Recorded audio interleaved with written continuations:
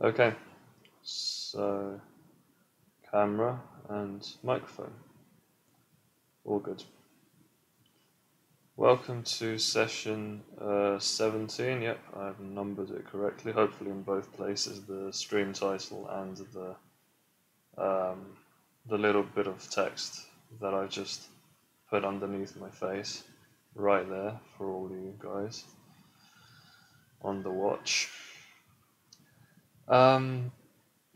Yeah, I am gonna do I don't know, I think a fairly quick stream today. Really, the objective is just to start the debug, right? Start the debugging of all the stuff that we've just finished in the previous sessions and see how many bugs we can squash. So it's going to be kind of fun, kind of not that theory heavy, so I'll be able to just kind of relax a bit and go like, bug number 1, bug number 2, this is what we're going to do, this is what we're going to try to do, and so it'll be a bit more kind of lightweight for any of the viewers to just kind of hop on and figure out what's going on. Maybe that's all in my head. So my Twitch page summarizes everything that this stream is about, including the progress so far. So there's a kind of breakdown that I wrote down recently. And so I am just going to be debugging various bits of Project 2 Part B, which is the data cycle, the data stuff on the Raft consensus algorithm. So it's all about how Raft handles the actual consensus, how it gets data from input to output, consensus on what the data is, the order of things in the log, all that stuff. And I kind of, I went through and implemented it all in the previous 2 sessions. I haven't turned these into VODs yet. Actually, I think it might even be the previous 3 sessions that I've been doing implementation. I can't remember. Yeah, when I said like that little pop-up is quite useful. When I said like it was a 6-part implementation process, and I split it into 6 parts.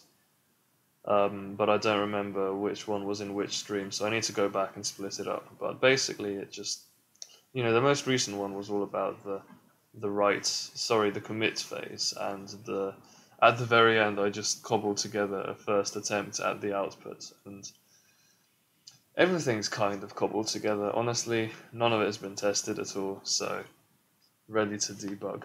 Debug here means even some of the most basic tests I probably should have already done while I was doing it. I'm going to be debugging that stuff as well, so it's going to be quite hectic in terms of the debugging. But yeah, ready to start pretty much. No need to prattle on about all that. It's all going to be quite clear. Camera's good. Microphone's good. Is it still in focus? I'm just going to check, because I've kind of had trouble focusing the camera recently. It's been kind of going in and out of focus a bit. This is okay, but I still think I'm going to give it a little bit more, because the problem is the correct focus level changes depending on the exposure, and that changes. It's already gone pretty far out of focus already. I didn't even do very much. It's just because I have to focus it by manually twisting the thing, and I have to reach out, and it's just slightly, the camera's just slightly out of reach for where I am. You can see my arm going up. This is like the extent of my arm, and you can immediately see the exposure change, and when I take my arm away, boom, exposure changed again. And so it's difficult because the focus level depends on the exposure. It can be quite difficult to get it right.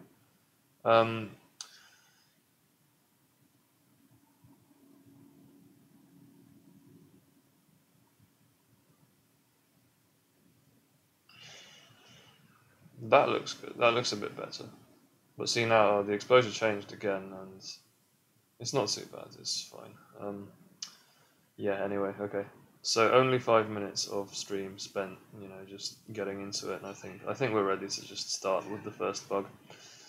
what I'm going to do for this debug phase, what I'm going to do is I'm going to call out bugs in the chat. So I'm going to go through and say like, okay, this is not working, let's fix it. And I'm just going to make a quick note in the chat that that's what I'm trying to fix. And so chat's going to be full of me just calling out bugs. And this will help me break down the videos afterwards when I'm turning it into a playlist of VODs tracking my progress. VOD being video on demand, in case anyone's not so familiar with Twitch. It's basically just a video recording of a stream that's already happened on demand, because all this is live. We are live. There's not much I want to do before I start. I think, put in an extra function. So, okay, term sync is an old function, phaseChange likewise. Apply entries, you see, is a new thing that I put in, and I don't know how well that's going to work, because apply entries is basically every server runs this in a separate thread permanently, right? There's this routine, so this is all about the apply phase, the bit at the very end. There's this routine that just constantly is running in the background, checking the commit index and the last applied. But the problem is it's also always continually picking up the lock. So it might be necessary to use some sort of timeout here, like time.sleep, just to make it, not block resources so heavily. But there isn't really any other good way of doing this, I don't think, other than time.sleeping. So we'll bear that in mind. This has not been programmed particularly well as it is, because it's just an infinite loop of lock and unlock with this test. And this shouldn't hang in principle. I think there's a chance it could hang, but it shouldn't.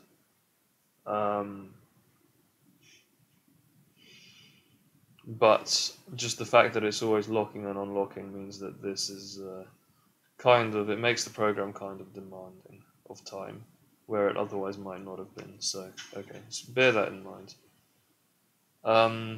Nothing else is new, everything else is just okay. So let's get started and try to run the first test and see if we can figure out the bugs. So there are 7 tests in part 2b, which are called 2b, and then they have full names, but I've retitled them so that they also have the name 2b 1 2 3 4 5 6 7. And so I can just type this in to run the first test for part 2b. So let's do that. Let's see what happens. It's going to crash, by the way. Spoilers. That's not what happened. I didn't load the session correctly, so just this should do that. Okay, and now go test run 2b1. Here we go. This is not going to work.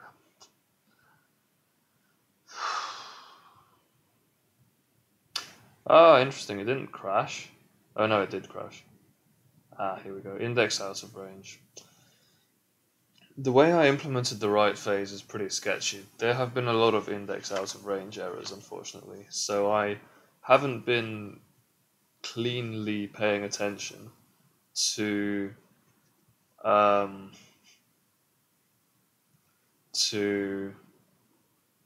basically how I've been looking for indices and making it really robust against failure. So, and I've also done some pretty finicky index calculations, which I just hoped would work, but that's obviously quite bad practice as well. You don't want to bite off more than you can chew, particularly when it comes to figuring out indices and this kind of stuff. It's just very technical.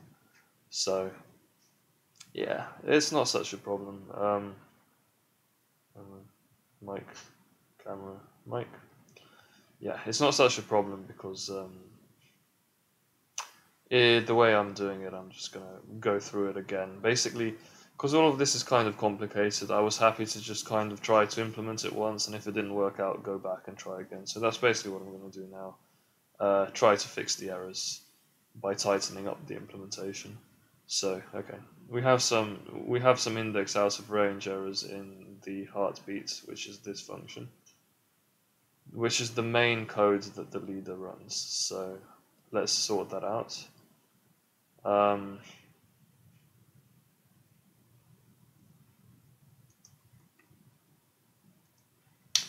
Index out of range in heartbeat. I think honestly this is gonna it's gonna be a bit of a compound bug. Like, as in this, I think there are going to be quite a lot of index out of range errors. So let's just go through them one at a time. So the heartbeat function starts on line 27 and finishes on like line 110. It's a pretty big function. The first index out of range error happens at line 79. So commit phase. Oh, okay. So it's actually our implementation of commit that is throwing the first index out of range error. Here, where we're looking at Raft log at entry I, and that is causing a panic. We don't have any like solid print debugging. We do for part A. We have a lot of stuff about RPC communications and leaders and that, but we don't have much in the way of tracking the actual append entries messages and also the leader commit phase. That's not even to do with an RPC. It's just like, yeah, this needs to be print debugged a lot better. So I should do that. I should print debug it because I don't. Otherwise, I'm not going to know why this is throwing errors. What I'm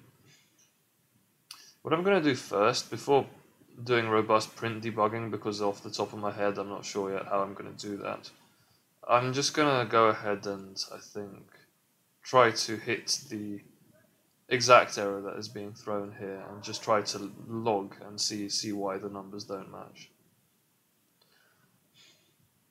So first of all, max commit, right, is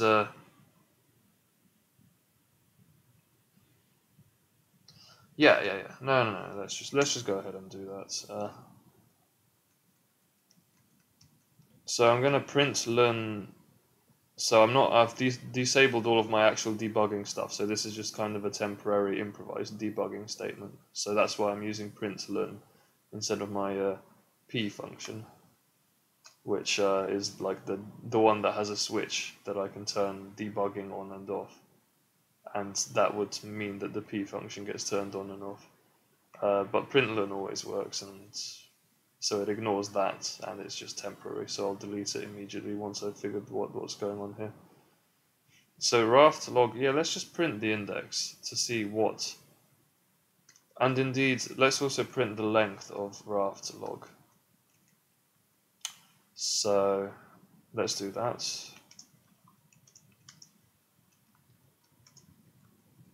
This is a long sentence to type, isn't it? How do I highlight it? Just like this, I think. Yeah.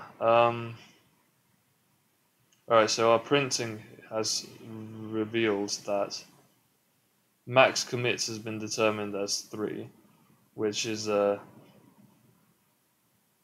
yeah, and then okay, so my own log has length 1, and what that means is there's nothing in my own log.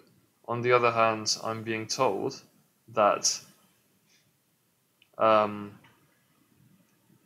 I need to check for a max commit of 3, which is I find a bit strange. Is this worth fixing, or is it worth just limiting I to be the lesser of max? Just make max commit equal the length of the log if it is too big, is what I'm saying. Possibly that's just a reasonable thing to do. That would fix this error, and it would also make the program more logically sound, I think. But I also want to know why this is not working even without that. And so it's like questions of, I don't know.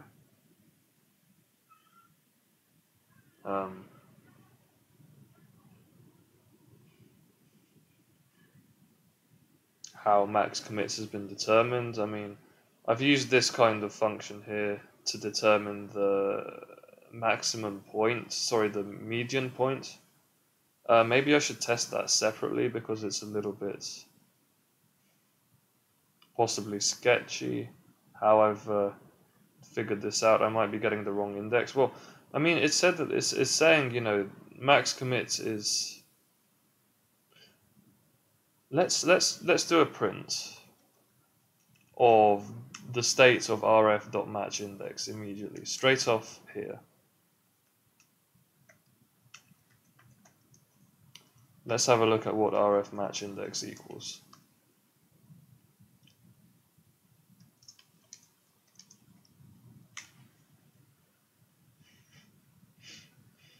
Okay, so we're running with 3 servers.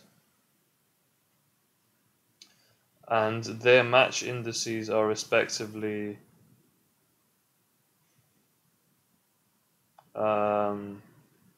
interesting that this seems to have printed twice for everything, even though it only printed once here before crashing.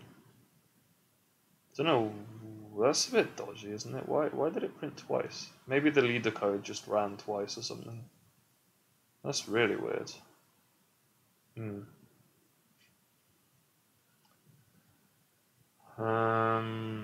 Yeah, it's difficult to deal with this kind of stuff. So does this mean the leader code ran twice? The fact that it printed twice? Surely it must do. As in we've triggered the heartbeat function twice.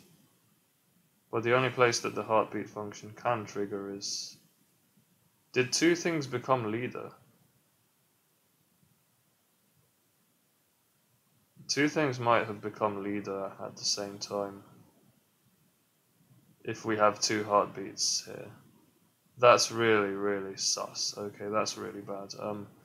What I'm gonna do is disable my current print debug statements and re-enable my old ones, the stuff that was designed for part 2a, because I think something is up with that stuff. So the leader election stuff rather than the new code. So gotta test that out.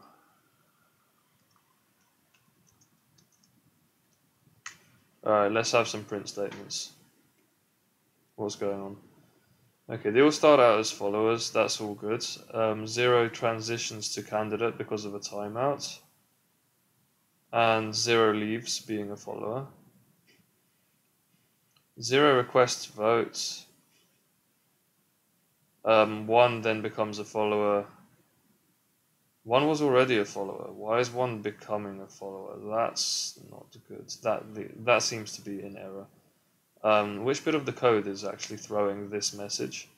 So let's Control F the arrow follower statements.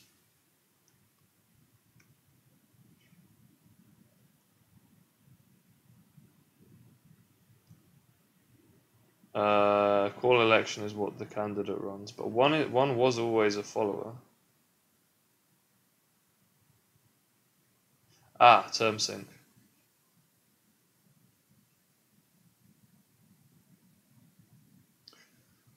Oh, what? Wait. Surely the way I've designed phaseChange is that phaseChange should only be run if something is not already a follower. Is that true? No. You can run you are allowed to run phaseChange even if something's not already a follower. Right? It says if from phase is not equal to to phase. So if the 2 are equal, this code just doesn't run, it just straight returns. So it is reasonable to run a phaseChange even in the event that this thing is actually already a follower, which is definitely allowed to happen because this is, something is running term sync and yeah. Request vote receiver. This is basically it. So server number 1 received a vote request and its term sync was out of whack because 0 is sending request votes and it incremented its own term. So it says here the 0 to 1 transaction is 1 vs 0 on terms of so 0 has term 1 and server 0 has term 1, server 1 has term 0. Sorry, that was a bit mumbly. And so this is working fine. It's just okay. The arrow is it should change to follower, but it was already follower. But I don't really have a good way of denoting that, unfortunately. So term sync fail. The arrow just means it is already a follower. It becomes a follower. Oh, never mind. It's fine. 0 receives votes. It gets elected leader. And then 2 also gets forced into follower, which it already was because of term sync fail. And then after that, you can see like 1 vs 0. So it's, 0 is okay. Settled request votes because it received 2 votes. In fact, everyone voted for 0, but then it also received a vote, an unnecessary redundant vote here, because 2 had voted, and so it's designed to become leader if it gets a majority immediately. So it got a majority of 2, so it became leader, but then the third one also voted true. That's what this is. Sorry, these are details. This is not important. Okay, then, 0 is leader, and it starts sending out append entries to, both 2 and 1. And the append entries come back correctly. 2 is forced into being a follower, okay. Then 1 and 2 are followers as well, and then we get our panic runtime error. Okay, do you know what it was? This is working completely normally, so it was a mistake after all to delete the other print debug statements. I should have not commented those out. I should have left them in, just to find out what's happened where exactly. Whoops. Soz. Okay, never mind. Let's go. Let's try that again. Oops, caps lock. Yo, okay, let's go.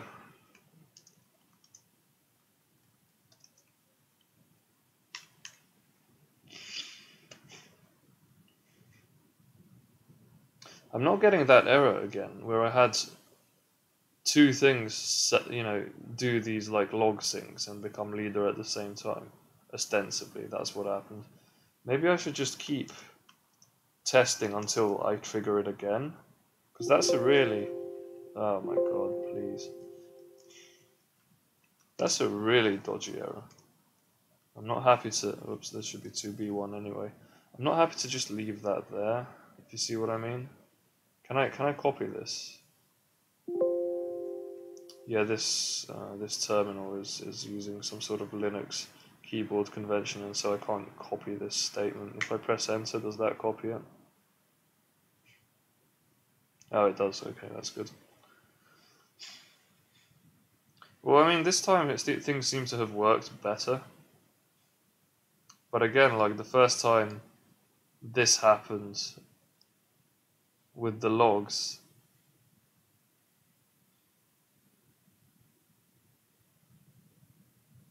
which test have I run here? 2B1. Did I run 2A here? Oh shit, I did. I ran 2A. Sorry, I should have been running 2B anyway. But I mean, either way, it fails because nothing is working. But yeah, like, you can see already from test 2B that there are actually 5 servers at this time around, and only one of them was elected leader.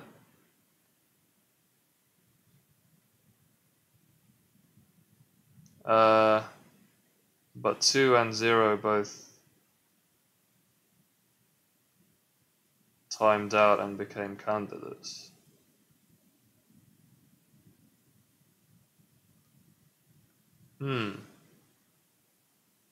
This is pretty dodgy, isn't it?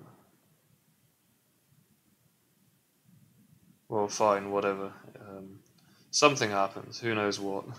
0 became leader. 4 manages to become candidate again because it takes too long for 0 to deliver a message to 4. Is that really what happened here? Yeah, like, it's not even relevant that 4 is becoming a candidate again, because we have the same exact error happening here, where we have a bunch of different match indices. 3 is correctly elected the new match index here, right? Out of these match indices, who's the leader again? 0. So this 0 that you see here is the number corresponding to the leader's match index. So we ignore that, don't forget, and then we need the majority of these to be as big as possible, and so 3 satisfies that. And so yeah, the match index gets determined to 3 correctly, but the length of the leader's log is only 1. I don't know why this is happening, but it doesn't matter. After all, I think it was actually the correct decision to just make it so that the index that's determined here, max commit, is just not bigger than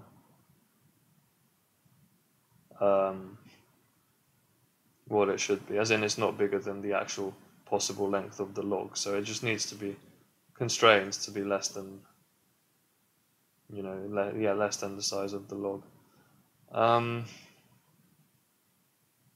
So yeah, let's just put in that one line of code here.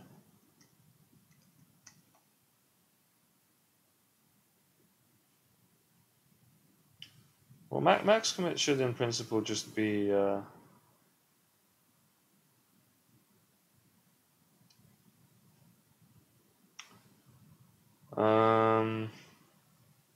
yeah, well, I mean, it should be less than the maximum of those two numbers. Okay, if max commit is index out of range, which means it's greater than or equal to the length of the log, because we're pulling rf.log at I, where I is at most max commit, then what we do is max commit equals rf dot is going to equal the length of the log minus 1.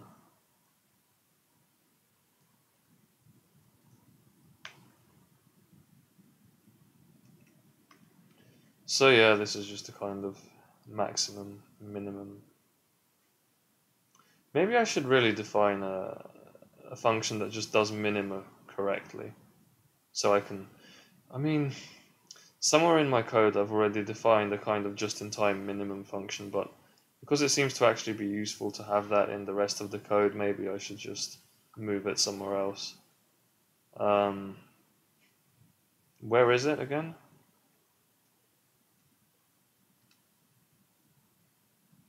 Where on earth did I program a minimum? Not here. Was it in append entries? Yeah, here it is. It's right here.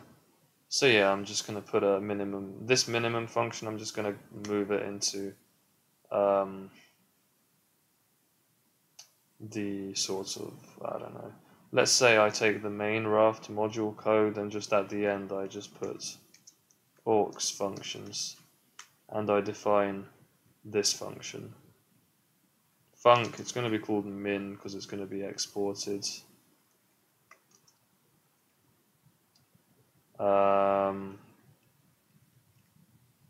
Like this. You know, it returns an integer, that's the integer it returns, easy.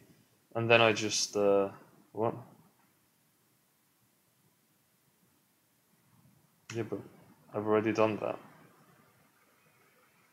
Oh yeah, I have to put in a space. Or a dot dot dot. What? I used to know how to do this. Oh, right, sorry, yeah, space dot dot dot. It's just about not triggering the completely pointless warning message. Okay, so now, yeah, I have this minimum function, so I'm just going to go and put it in like this. And now I can just put in a quick minimum here as well. So max commit is going to be the minimum of this thing, and also the length of the log minus 1. You know, just to constrain the size of the for loop to things that are actually valid.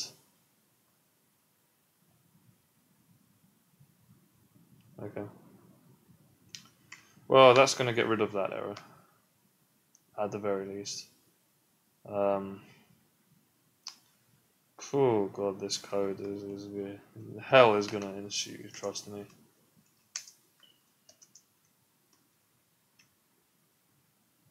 Do you know what? I'm going to run the simpler 2A test in order to try to just extract all of the possible index out of range errors. Alright, so what's happened here?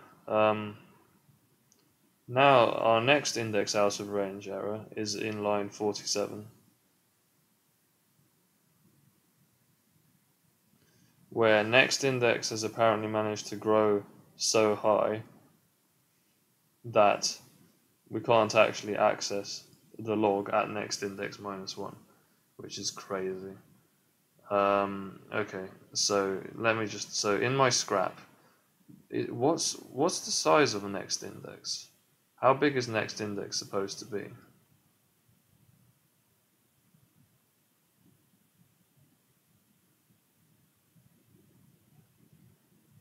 I always love how the camera is just there in task view. Next index gets initialized to leader's last log index +1, and it is the leader that is running this piece of code. Yep. It's the leader. The leader's the one that's running this piece of code in the first place. But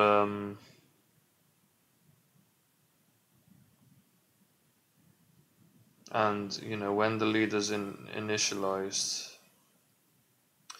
we need a more robust way of tracking all of these state variables. So the leader needs, I think, some sort of introspection for every heartbeat that it sends out.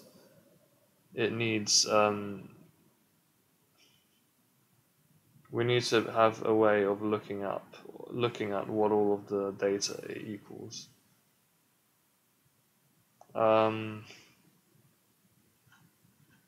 So you know, list the next index is the next index array. List the match index array. List the leader's log length as well. And just do that at the end of every heartbeat.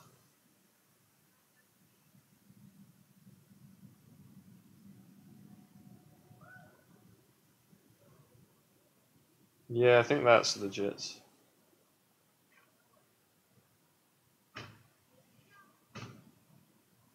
Should we have a counter for how many heartbeats a given leader has sent? Yes, I think that's a good idea. Because don't forget, every term has one leader assigned to it. So we can just go term dots heartbeat number, and that'll be the number of the heartbeat. Oh, I like that idea. That's a pretty nice idea. Okay, let's do that. So, introspection.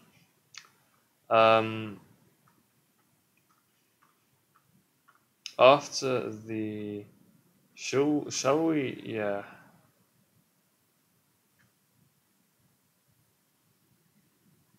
Let's have a look at. Sorry. Let's. Oh my God. Sorry. My speech is so random. At the recursion phase, or at least just at the end of everything else, like here, I'm just gonna write out the full-on print statement where I.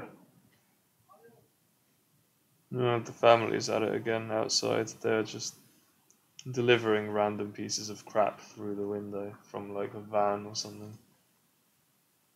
Picture frames, curtains, all manner of stuffs. Okay, so here is our print statement. It's gonna be, so we're identifying the heartbeat number. Yeah, let's go H.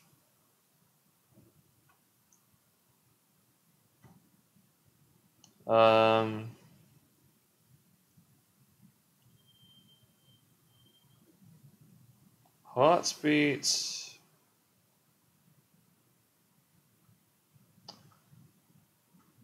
So H stands for heartbeat, and then I'm going to put in the leader ID, the term, and the heartbeat number.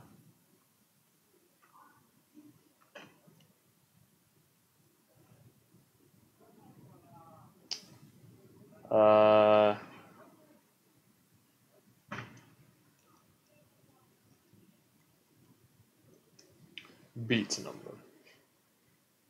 Okay.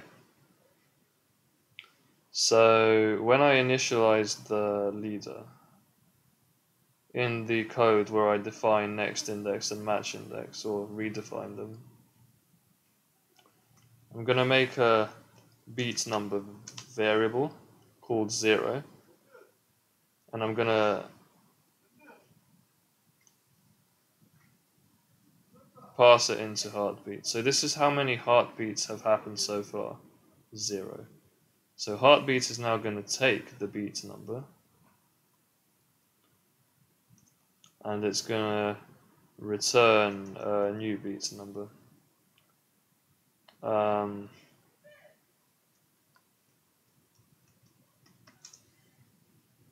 Okay, and so beat number is now in the heartbeat,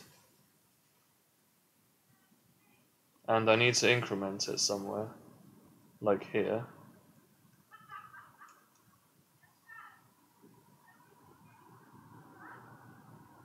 It'll be easier, the code will be a bit neater if I actually set the beat number to 1, and so the beat number is in fact the next beat number. So next beat number goes in and then it returns itself, but I can't bother to put that in the function signature, so I'll just have it down here and say, well, okay, the next beat number is the beat that we're currently on, I guess. Once the heartbeat is through, so we're at the end of the heartbeat, that means that the next beat number shows, do you know what, beat number is a nicer, it's just a nicer definition, I think. It's a nicer name of a variable. The point being, this is the upcoming beat number, and then we run heartbeat, and so that heartbeat has happened, and so then we put that in the print debug statement, saying, oh, okay, that beat has just happened, and then on the recursion we just call beat number plus 1, and that should do it, I think. What's it complaining about? Oh, I have to return like a random number here.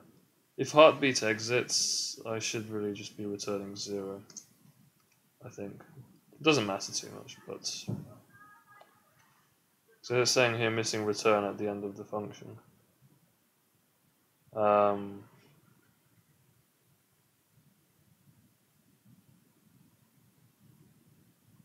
Yeah, because I'm just using... Oh, wait. It shouldn't actually be returning anything. My bad. There's no need for it to return anything, sorry. I got confused. All I'm using the function signature for is to pass the heartbeat number through the function. So this is fine, but I don't need to actually at any point return numbers at all. I can just do it this way, okay, without returning. Yep, yeah, that's fine, I think. And after that, I'm gonna also return the next index array.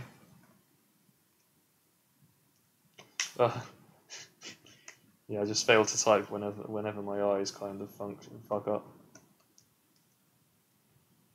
This is actually within the lock, so this print statement is safe, but not that I'm paying too much attention to. If my print debug statements are safe, I just remove them and hope it works. If they're not, alright, cool. Next index and commit index are now in the print statements, so good luck to us. Can I paste now? How do I paste? Didn't work. Go test run to B1.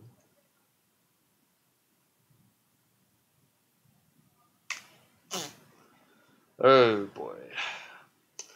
So heartbeats are now coming out So here we're saying the leader is 0, the term is 2. Has anyone even tried to? Yeah, H actually only registers when a heartbeat is actually complete. How did the term increase to 1? Oh, 4 became a candidate. And then it lost the election somehow? Why? Oh, because 3 and 4 became candidates at the same time. Okay, well that's allowed to happen. And so they both incremented their votes to 1, and I think neither of them's going to win that vote because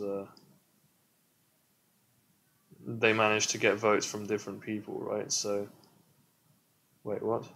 Yeah, 3 and 4 become candidates.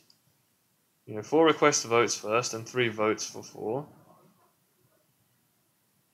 which is interesting because it's already a candidate. That's a bit of a bug, isn't it? Because that way 3 can vote for 4 and for itself. Interesting. Oh god, that's dodgy, isn't it?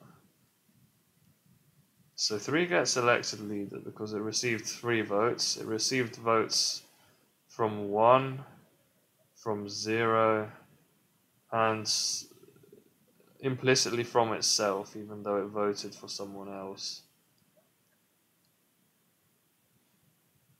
And so 3 is now leader, but it became follower because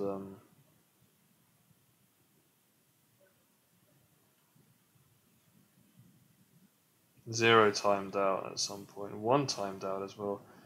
Yeah, there is a problem that timeouts are definitely happening way faster than my program can deal with them. So there are votes going around all over the place. 0 tried to do some append entries, but it didn't really work out for 0, and so it just crashed or something. Oh well, I mean, this is saying 0 did a heartbeat.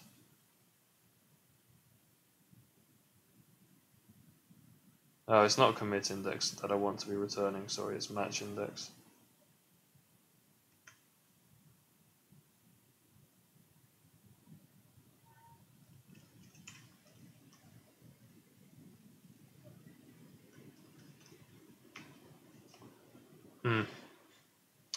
There's a bunch of different bugs that are creeping up and in every direction. So you've seen here, quite vividly. I can see how 3 voted for 4, despite the fact that 4 is itself a candidate. Sorry, 3 is itself a candidate, and then when it sends out its votes. Basically, what you need here in order to prevent this nonsense from happening is to enforce the I only vote for one person every cycle and extend that to apply to myself. Basically, it absolutely has to. That'll also make it easier to avoid split votes, I guess. Phew, God, yeah. Let's write that down.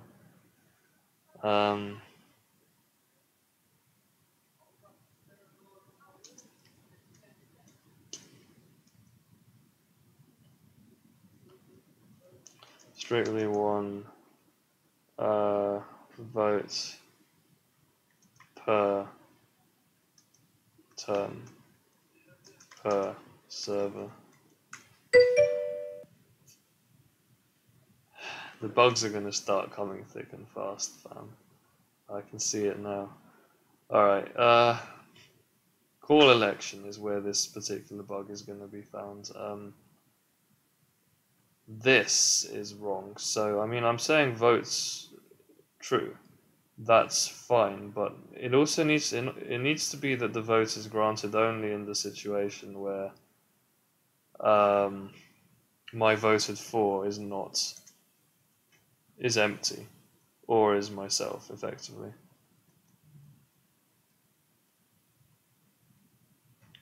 So I'm voting for myself without an RPC. That means I still need to respect the voting convention.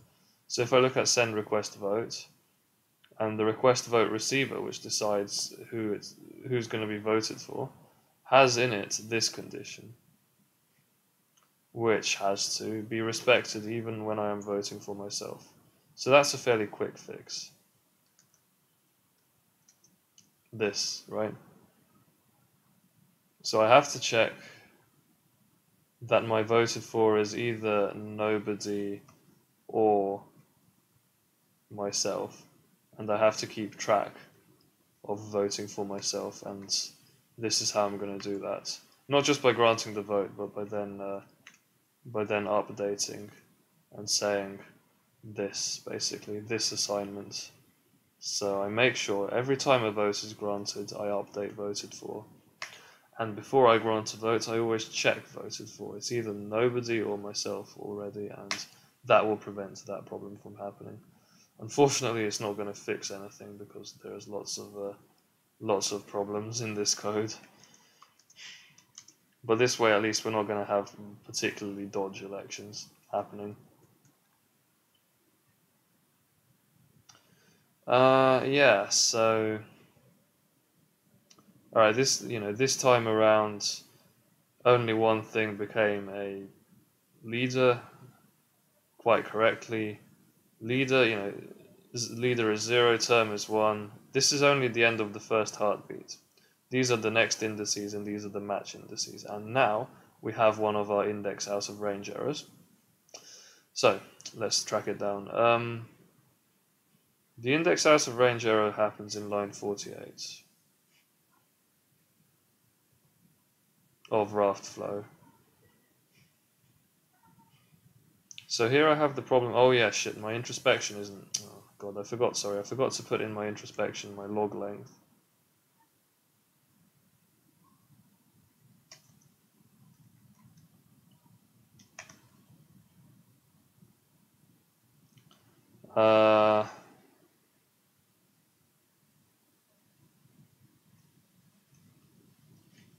Last log index, yeah. And last log index is rf.log length -1 because it's a one indexed array, and so the last index, the biggest index is always the length minus. Oh no, the biggest index is always the length -1 anyway. Doesn't matter if it's one indexed or not. That's always true.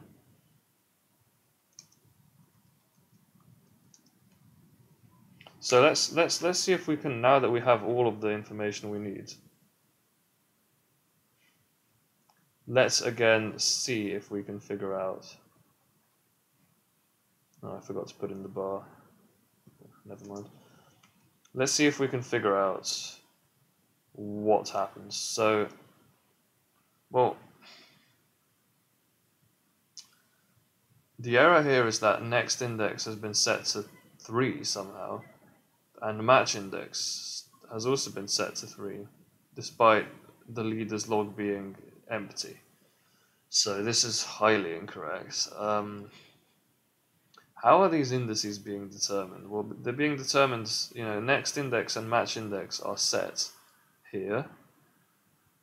Where? Oh, sorry, in the heartbeat code, which I should probably move into a completely new file, to be honest. Here. This is where next index and match index are sent. So it should be my last index plus 1. Right? What the hell is my last index? It's the length of my own log plus 1. So in that heartbeat, right, before I've done anything, the first time the leader has run, so the leader seems to have managed to run successfully once. On the other hand, its log has length 1. And here I'm saying my last index should be that plus. No, my last index should just be the length of my log, because the length of the log -1 is Oh, wait. So it was +1, and I thought it was 0 just now, but I've decided it should be -1. Yeah, if my last index is what I think it is, it's the next index should be that +1. Oh, okay. Yeah. So I had a +1 here instead of a -1. Yeah, okay, that's at least easily fixed, I guess. My last index is the biggest index within my log. That's always the length of the log -1, not +1. Okay, that's probably what the mistake was. So I think this should be a lot more successful this time around. Oh, would you look? you don't say. You don't say. A lot more successful this time around. Literally worked. Okay, let me run the tests for part 2A2 as well, just to see what happens. And then I'll run the 2B tests.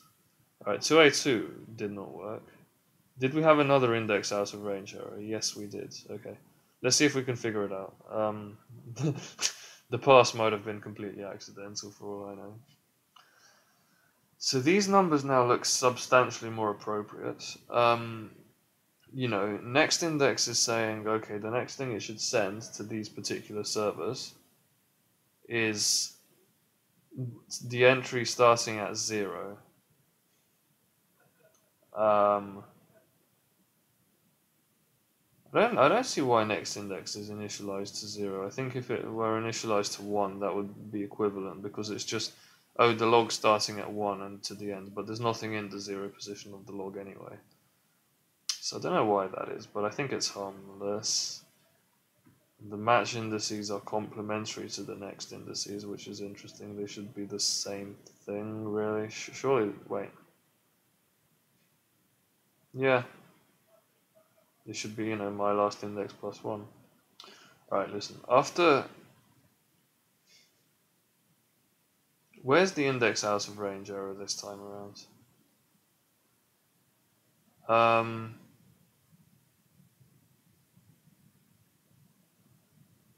It's in line 48. Which is, again, looking at the log at next index -1. And yeah, having this assertion the next index is greater than or equal to 1, which I still find kind of strange. Oh no, next index should be initialized at the leader's last log index +1. Yeah, obviously. The next thing to send is always the leader's last thing +1 by default, and then it gets decremented if things fail.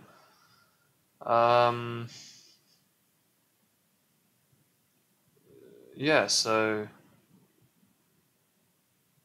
last log entry +1, but what is it actually getting initialized to? So when something becomes a leader, so it's in the flow phase, in the flow file, it sets next index. It sets it to the leader's log length, which is correct because that is the last index +1.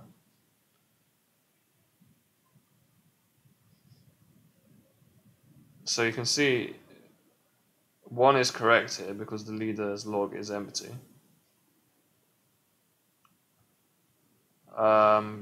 Particularly, I think the tests for part A don't do any sending to the log. I'm not certain, but I think they don't send any data into the system at all.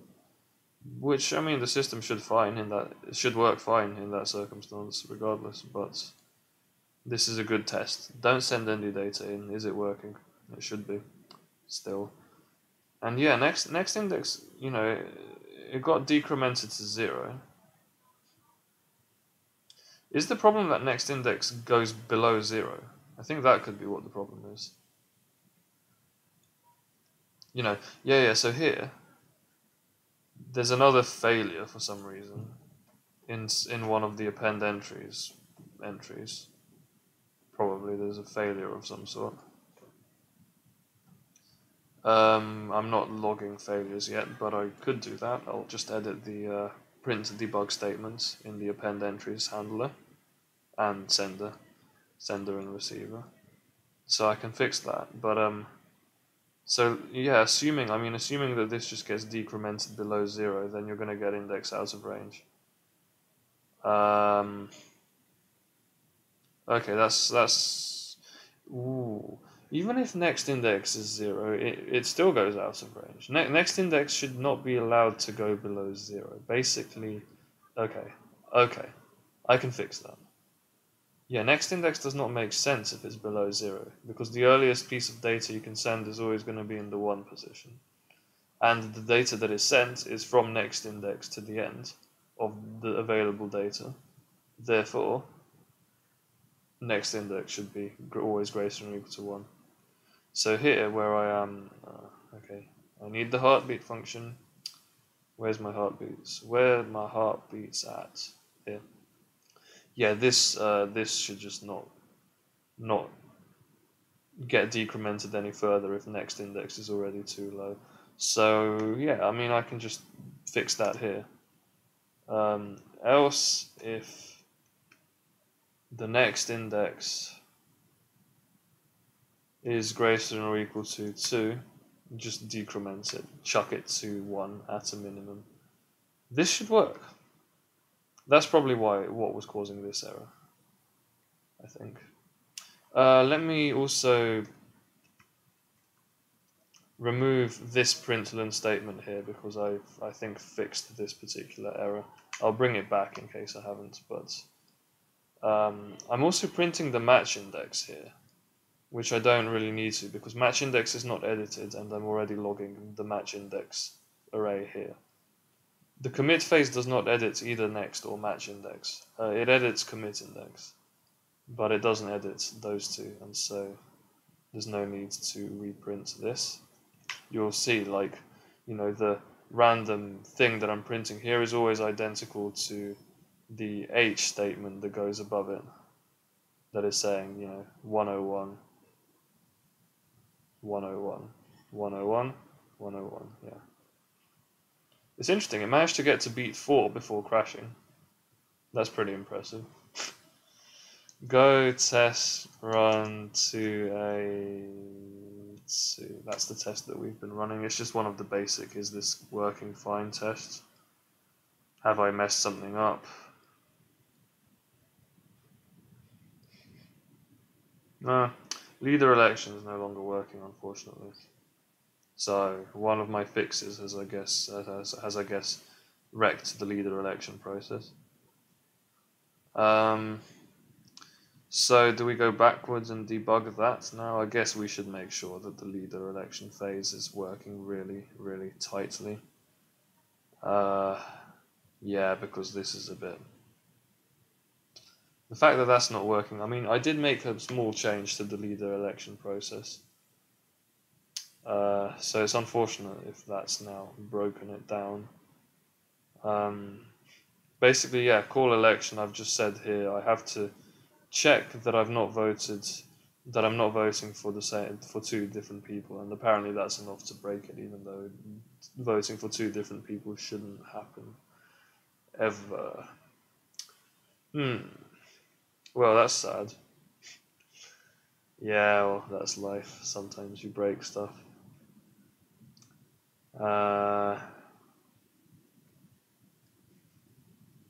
Yeah, so maybe it was... Well, the thing is, if I hadn't, pushed forward and tried to add in some new content and then debug it, if I had not done that, then I would never have known that some of the old stuff wasn't working in the first place.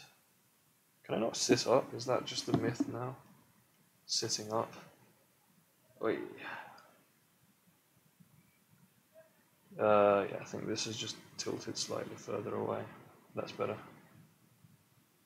Yeah. Okay. So I would never have known that anything was wrong with the old stuff that I'd done if I hadn't tried to put in the new stuff, which is life. Life. For those, the definition of what life is. Alright, let's try to deal with this shit then by doing a proper debug.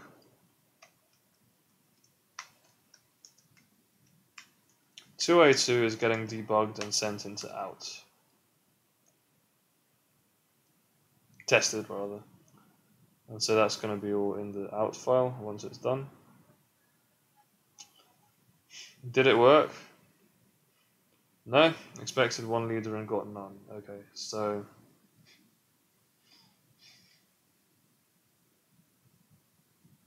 somewhere at the end, there is no leader.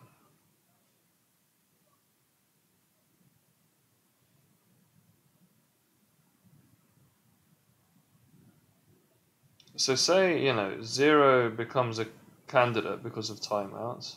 It requests votes in term 10. 0 votes false for it. Oh.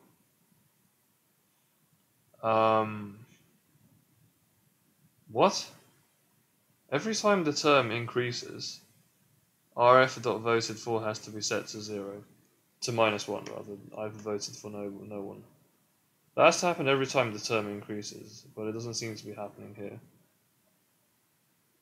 If that is what the problem is. No, I mean, call election. RF term gets incremented. And if I increment my own term, there has been a change in my term, therefore my voted for has to be cleared. That has to happen every time I increment a term. These two statements have to always happen in tandem. Why did they otherwise not? Oversight. There's no other reason why I would not be clearing my voted for in the event that I'm stepping my term up. It's just it didn't make a difference before because every time a term was incremented by a candidate, it would always vote for itself, and it was only in the event of voting for others that someone might have needed to increment the term, and the RPC that handles voting requests, that thing has that statement to increment current term in it, but this doesn't. And now that I've made enforced the test that the thing must check if it's has voted for itself in the same way it checks if it's voted for everyone else, that means I have to clear voted for at the point where I'm also incrementing my own current term. So every time there is a change in term, voted for gets reset. It's interesting. It's like maybe voted for should be turned into a log, like an array. But I think that's unnecessary as long as we have these two things tightly coupled together. Just as an aside, this is kind of in my to-do list. Guarantees for votes to be synced with terms. That's what happens here is a violation of that. But it's the best way I can think of at the moment for doing this shit, and so it's no massive deal. I think I'm happy to just leave it dangerous like that and just keep testing it until it all works. Alright, well, this problem should be a thing of the past now. I think it's going to pass.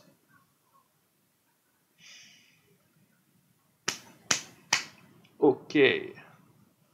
Sick.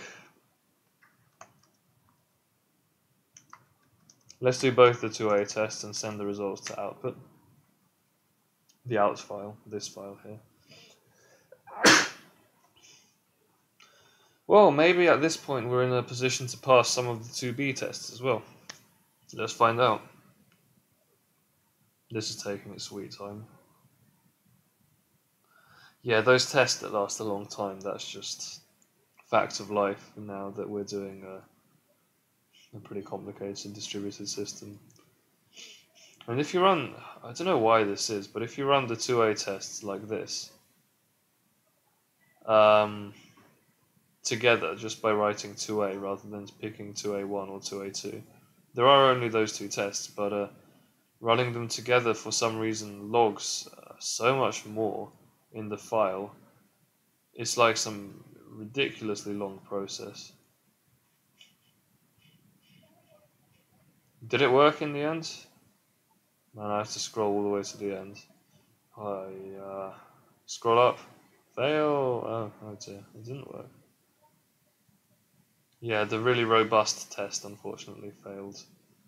Did 2A1 pass?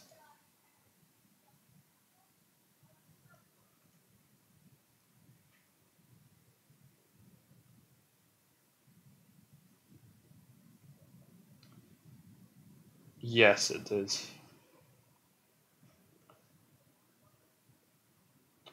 Linkus, what are you up to?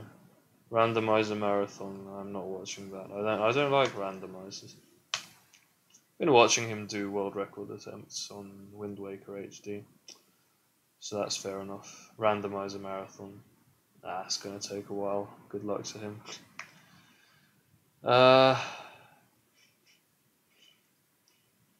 What the hell? So you look at this. It's in term 8,149, but it's saying expected one leader and got none. But looking at the situation, basically nobody is communicating with anyone else. So why should there be a leader?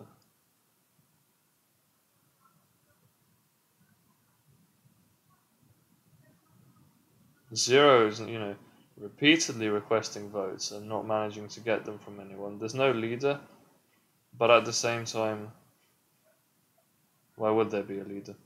Let's try to find out what the last. Oh my god, I think this. Oh, see, one is also requesting votes with a completely independent term. That's because, yeah, the test completely broke them apart from each other. None of the RPCs are returning, all of them are just timing out.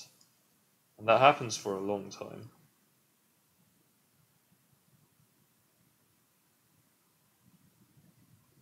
One candidate loses the vote because all the RPCs timed out and therefore came back as fails. So is this why this file is so long? Because it just kept trying to make it work. The last time there was a communication between anyone was here,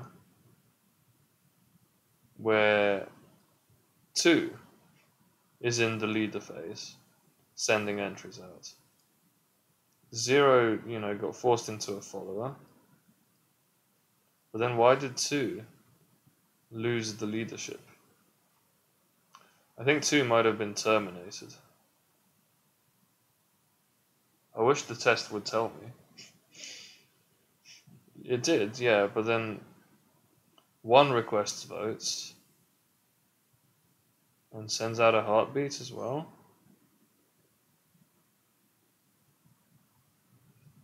How has 1 managed to send out a heartbeat despite being a candidate? 1 is repeatedly a candidate, and then it's just like...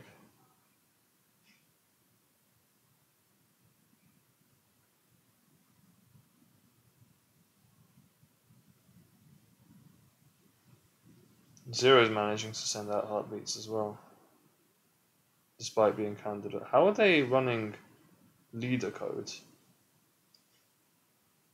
The heartbeat function. How is that being run at all? There are no append entries going on.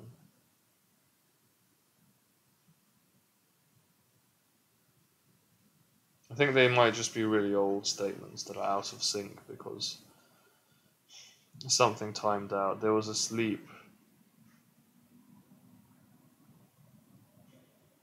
Well, no, at this point 2 still thinks it's the leader.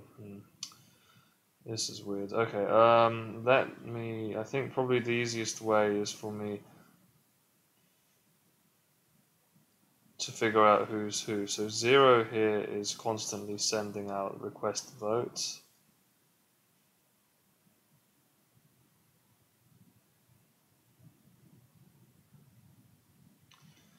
The problem is I think 0 might be blocking the routine or something because it keeps losing votes and recandidating itself, but nothing else is being given a look in. So I can't tell if that means that they crashed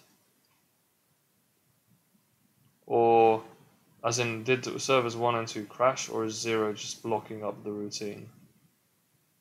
That's probably what's happening, to be fair. Like, if you look at 0, sorry, if you look at the call election function, you know, there's no randomized timeouts. Let me put in a randomized timeouts, because that is at least according to the specification. And even though my election process was working without it before, and I remember comparing having one and not having one, I think the lack of randomized timeout is something I just need to fix in order to, because I now have newfound problems with these tests. Once I implemented the change, that was I definitely found a bug, but I think that bug is now, the bug was about things voting for themselves and for something else at the same time. And once I fixed that, it's brought on these problems, it's revealed them, and so maybe I do need to just actually do the election timeouts.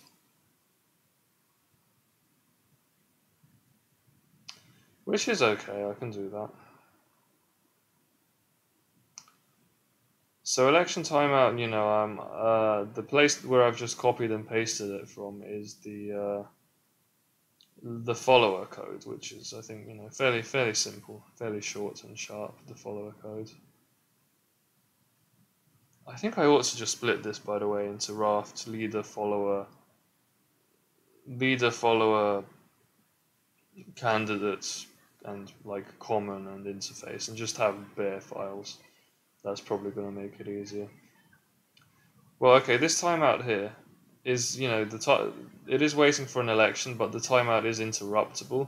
Whereas if something is a candidate, well, the timeout should still be interruptible even if it's a candidate. But it's getting too difficult to scroll. I've just realized this now. It's definitely too hard to scroll, so I'm gonna make lots and lots of new files.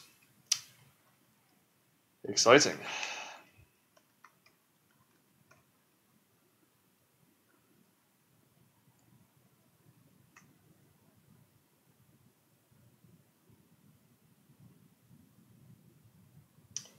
Yeah, these underscores. Do I want to use underscores?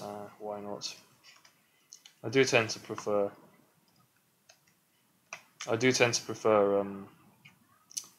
hyphens usually, or camel case, but camel case is, I think, not that appropriate here, because it's completely like Raft's subordinate this thing, rather than just things that are only loosely subordinated from each other. I think it's my way of thinking about that. Raft candidate follower leader. Those are our new files, and I'll leave the flow file intact and probably rename it common. So yeah, let's copy this into all of them.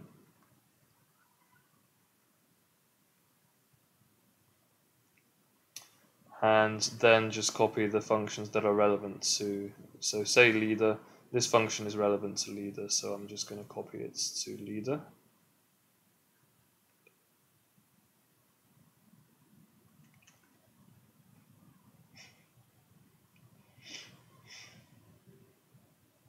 Whoops, flow is where I'm copying them from. Follower and candidates.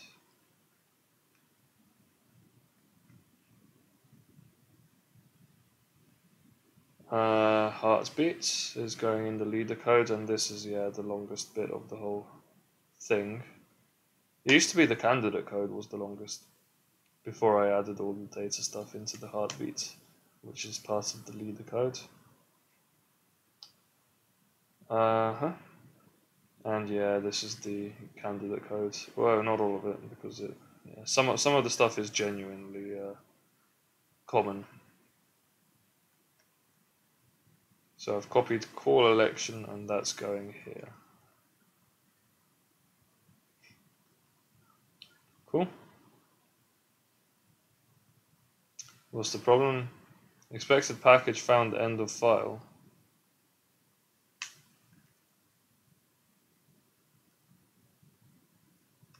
So I saved it and it just deleted it. Oh, wait, whoa. The follower code didn't copy. Oh, that's because I didn't copy it. I thought I had deleted it by accident.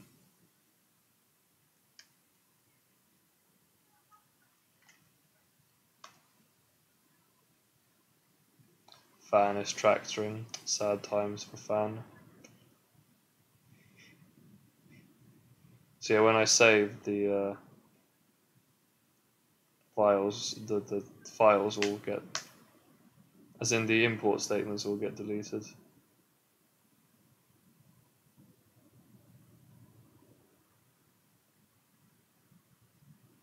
Is it telling me that things are getting redeclared? I'm not redeclaring anything. Crazy. That must have been a bug with the static analyzer. So yeah, the common stuff.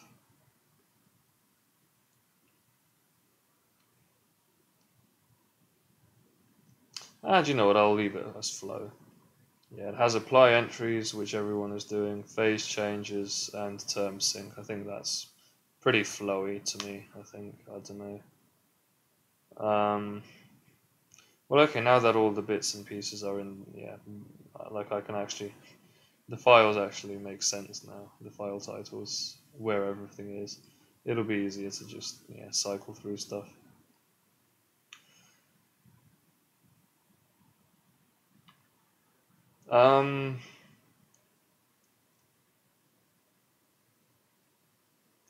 So this with the election reset and the vote count,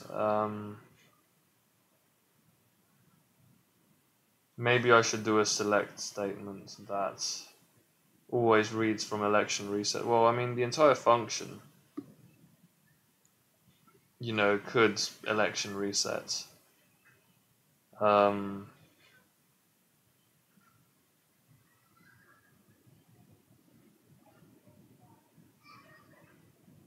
Yeah, I don't ignore that. I don't even remember what I meant when I wrote explicit election timeout. I guess forcing a timeout on the election. Does explicit mean with a fixed static time? I think that might be what I was thinking of, but it doesn't matter too much. You know, and then you have the continue here.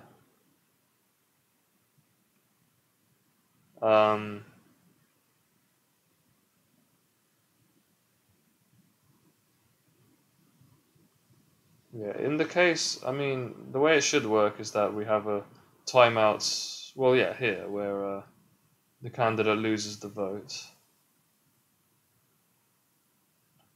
So let's do that.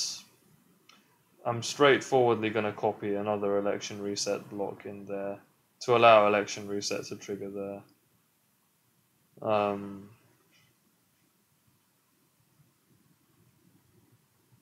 Yes, it'll be the same as the follower code.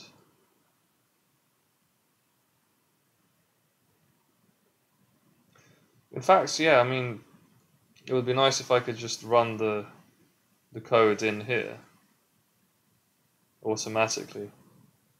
You know, this piece of code, which is the election timeout code. So that's something that both candidates and followers need to do. They need to have election timeouts, whereas I have it in the follower here, and I'm thinking, do I add that in, or there are lots of, it's quite confusing, and there are lots of different things that, there are lots of implications for any kind of structural change like that. Not least, you know, making all these arrows more or less meaningless, because they don't just represent actual transitions between phases, but also just like transitions from a phase to itself, and there's no way of distinguishing that because the distinction is done within the phaseChange function. So maybe I should put this in here and just go like phaseChange, and this is the reason. Yeah, I probably should do that. That would be a small change to just organize phaseChange. Let me move my butt. I'm getting uncomfortable again. I'm actually going to take a 5-minute break. Well, not a 5-minute, like a 2-minute break, just to rejig my camera, and then I'll explain what I just said, so the things I'm going to change next, because it's a bit of a digression. Okay.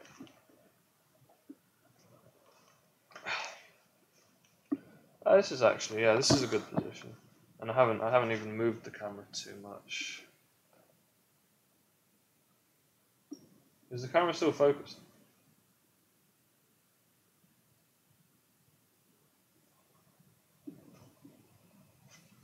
It's much harder to actually move it left and right now that my legs are not there, to be honest.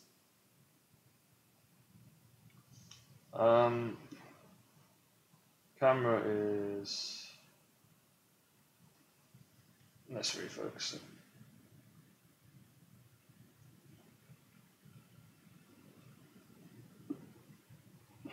Yeah, that's pretty good. Cool.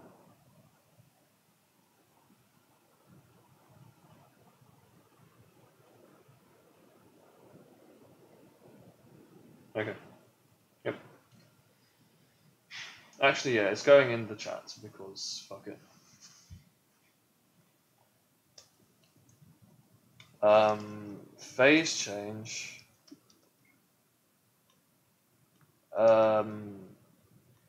Print-debug restructure. Alright, what this is about is I'm having phase changes, so changing between leader, candidate, and follower. And every time I do a phase change, I've been writing, okay, I'm going to become a candidate, then I phase change, and then I exit from being a follower. And so the P's are print debug statements.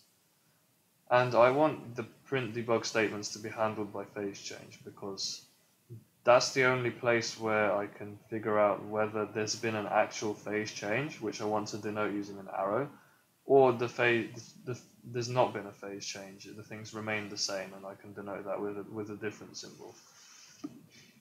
So that's what I'm going to do. I'm going to move the phase change is now going to be print debugging, basically. So yeah, let's go ahead and do that.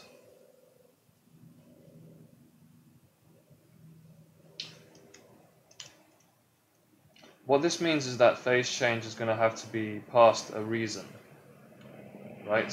Because I want, in the context of this code, to be able to send a reason into phase change. So phase change is going to have slightly different syntax now. So it's going to be a fairly global restructure, but not a difficult one. So I'm not too worried. But basically, if I look for an instance of phase change, which apparently does not happen in the leader. Yeah, the leader doesn't. If something is running leader code, it doesn't phase change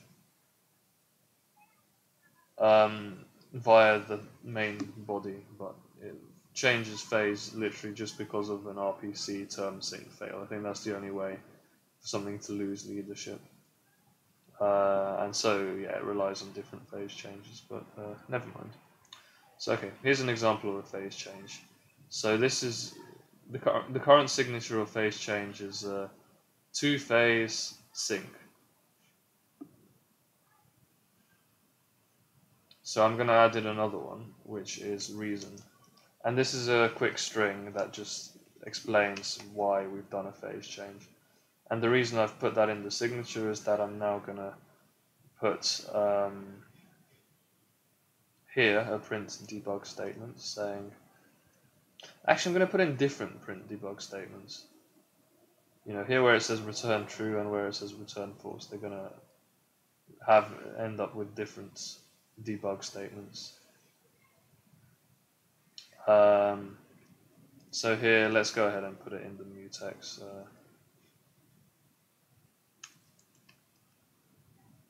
So, okay, this is how phase changes are denoted. An actual phase change is arrow, phase, bar, reason. So yeah, arrow to phase, bar, reason. So many errors. Yeah, it's because I changed the signature of phase change. I'm going to have to edit it absolutely everywhere. So I'll do that in a sec. But if phase change was unsuccessful, then it's going to be the same thing, but it's going to be dot instead of arrow. So those two different symbols. This represents an actual change, and this represents the thing not changing, the phase staying the same. But there's a reason it stays the same, and that reason is passed into phase change. You know, there's a reason we attempted the phase change, even if it was unnecessary, basically, because the phases were already correct, and that's what's going to get passed into reason. So yeah, let's go ahead and edit that. It's going to be a fairly major edit. So this, for example, I don't know if we need the X follower thing anymore. If that's necessary at all. Well, I think I'll leave it there for now and not put it in the phase change thing, but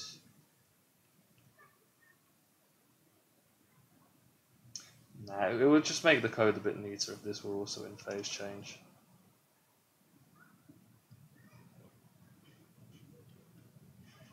So we're kind of relying on our code exiting correctly, but that's fine.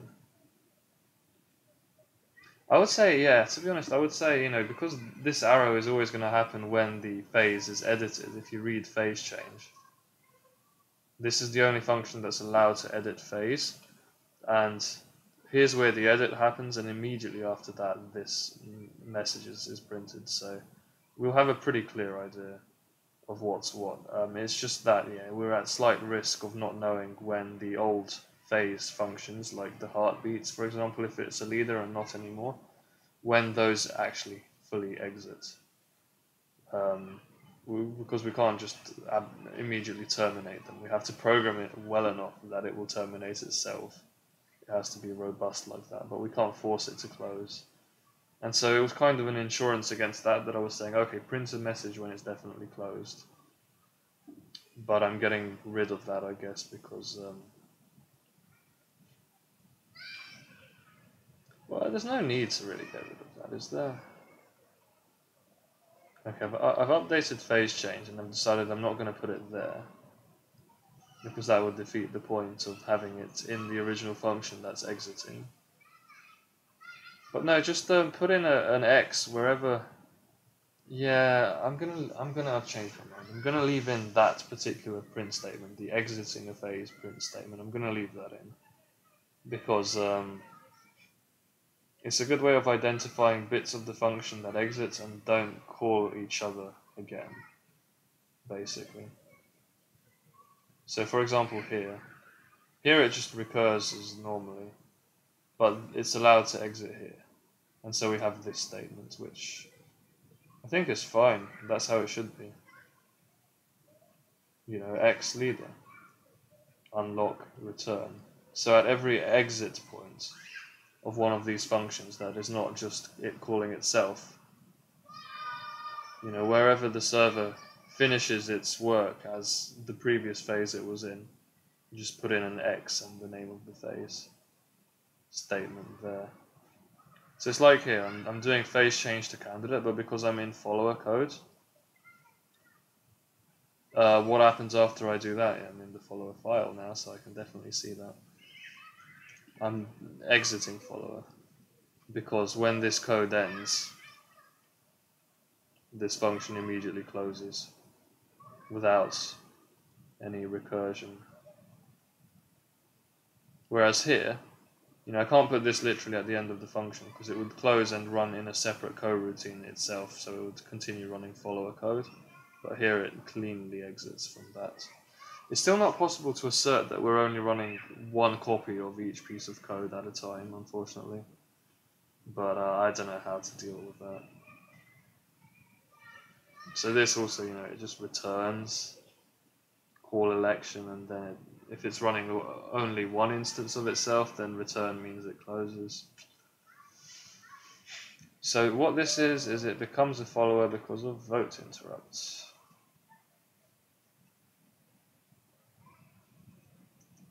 So we can delete this line. It's going to save a bunch of lines of code as well, which is always nice. Yeah, as long as you're not forcing it. Next. Yeah, this changes to leader because it was elected with however many votes. So I'm going to send into this function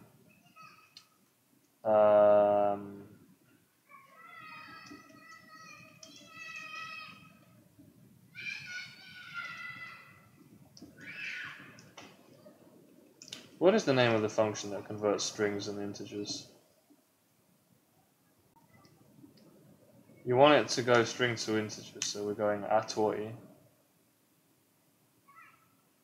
strconv. Yeah, it's a minor thing, but I would rather have it like this, and so then I can just concatenate the strings up nicely.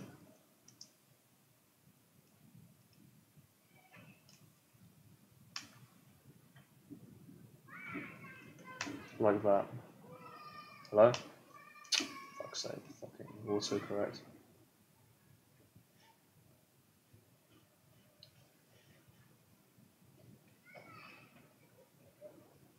Oh, atoi takes strings to integers. Oh, sorry, it should be itoi. Yep, so this gives us the text form of the vote plus this string, then that string, and yeah, okay, that's all good. That's all instead of this. Was strconv in here in the first place, or maybe Visual Studio automatically added it in? And term sync, you know, it becomes a follower because of term sync fail, RPC name, and sender receiver. Okay.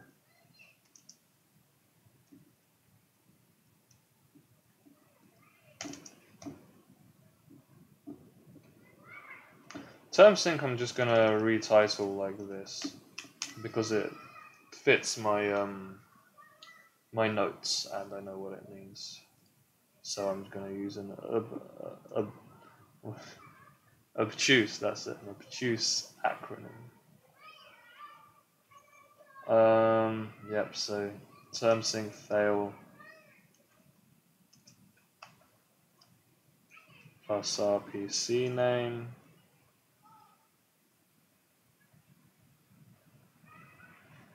What the hell is sender receiver? It's term sync, the other term, the RPC name, and the sender receiver. The sender receiver, oh, sender receiver is if it's a sender or a receiver, okay.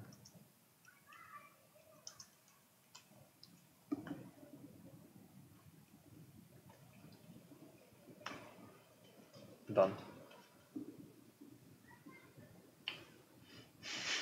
Yeah, syntax slightly uglier because I have to pass it all as one string, but that's fine. Last one, last but not least, is this, which is it's changing because of init, initialization.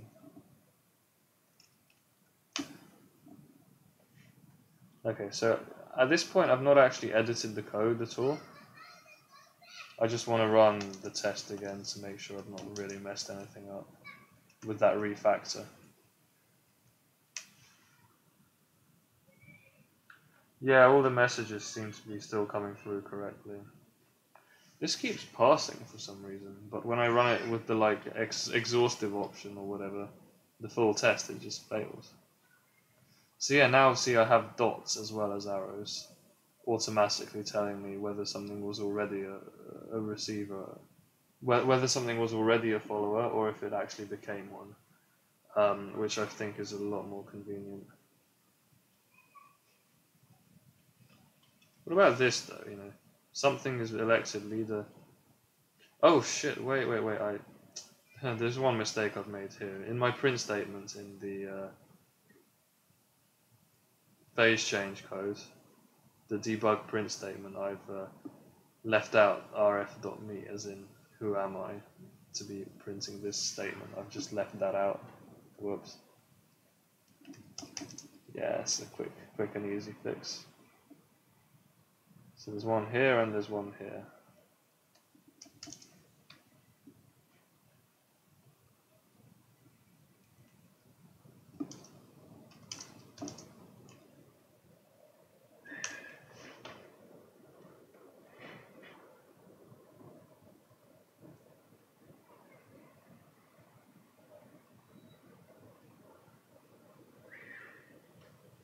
We're just saying 2 minus follower reset.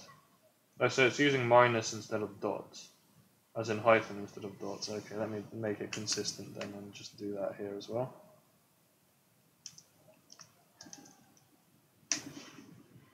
So the hyphen is, there has not been a change in phase, it's just a reassertion of the same phase, and the arrow is, there's been an actual change.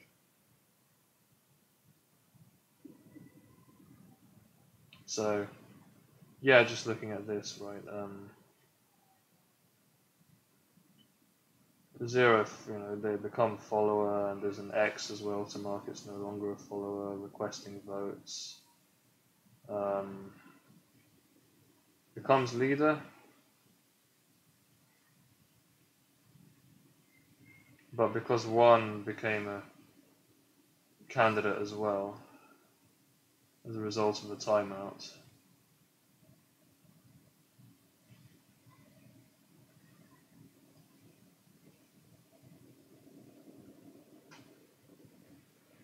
it interrupted the vote of 2, and then 1 ended up getting elected probably.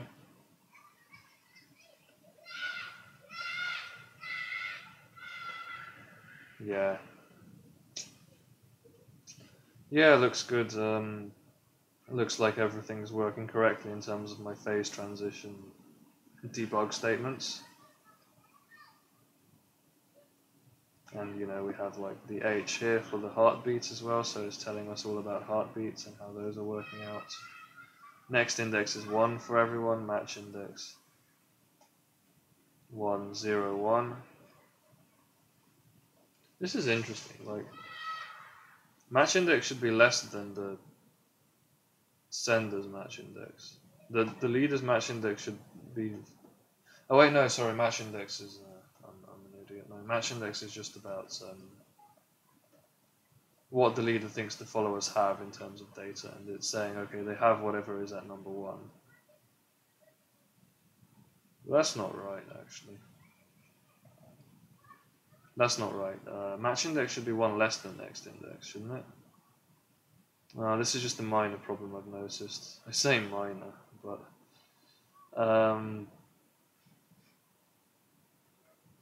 yeah, here, if there's been a successful RPC, then, as in a successful send of new data, then next index should be updated to mean the next stuff, but match index should equal my last index. Pretty sure, yeah. Match index is the... Sorry, I just need to check my notes here, because I think I made a bit of a mistake. 2b, yeah. In like the definition of match index, what I think is the peer's highest replicated entry, as in the peer's highest written entry. But the next entry to send to the peer is 1 higher than that. But the peer's highest replicated entry should equal my own one, so that's a bit of an error as well. I don't know why I didn't notice that earlier when I was going through the data in the sketch in painstaking depth. I didn't notice that, so. Damn, yeah, okay, yeah, next index is my last entry plus 1. And match index is my last entry. So I was trying to make the point that next index and match index might be the same. In this case, that point stands because it's just an off by 1 error. This is just 1 higher than that, but they do have other, there are other systems governing how they behave, and so they are not actually the same thing. Yep, so fix that by just deleting that. And so yeah, the match indices, what's been written, well, there's been no data, so match indices should all just be on 0 for all of the 2A tests, which are the tests for the previous part of the project. So I'm glad that's sorted now. 2A to it keeps passing the tests, but at least once, when I ran the test in the full test, it didn't actually work for some reason, even though it continually passes these tests. Yeah, well, whatever sending heartbeats now has the correct match indices and the correct next indices as well, which should in principle always be 1 above match indices, unless something goes wrong.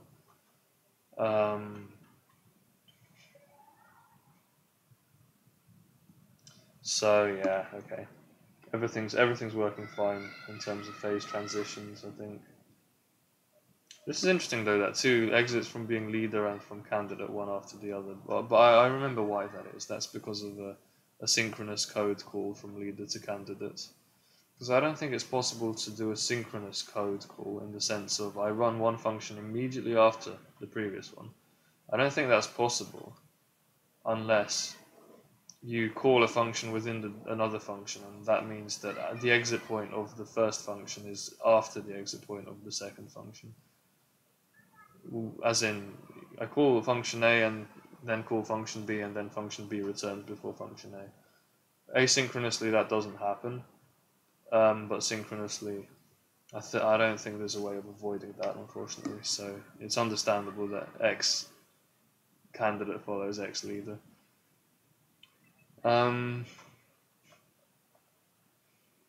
Yeah, I think that's about it, to be honest. Okay, let's try doing the full test of part 2A. And I'm going to send that into the out file that I can read over later.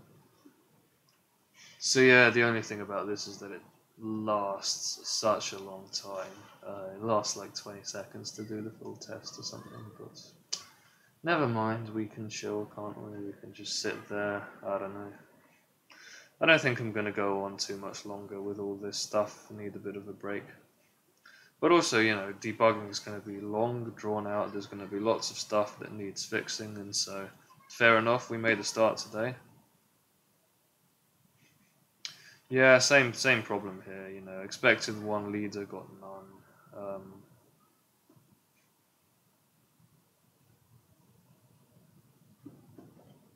Maybe I should print the different statements to different files, so each server gets its own file. Don't know how to do that other than filtering the actual text files. But yeah, that would be very useful, wouldn't it, for debugging this. Something I'll have a think about, how I might be able to do that. But yeah, no, the same thing happens here where 0 becomes a candidate repeatedly, because I think the test literally just killed all the other ones or something, or maybe they crashed. I don't know. Their request timed out. Yeah, well, we said that my best shot at fixing this, I said, was introducing election timeout to the candidate code as well as the leader code. So it's common to both the follower code. So randomized election timeout should be common to both followers and candidates. Is basically what I'm saying. And in each case, that piece of code is allowed to be to be blocked by a phase transition. Sorry, by an election reset. I need to stop. I'm just chatting nonsense now. So it's just a question: do I just straight copy and paste this, or do I abstract it out? I think I'm going to copy and paste it into the candidate code. But I mean, what the follower does is it literally just checks it's a follower and then awaits a re-election. So maybe I should just force the candidate to become a follower. But There's a decide. There's a decide. My speech. What is going on? It's just I don't know, 2 hours of talking.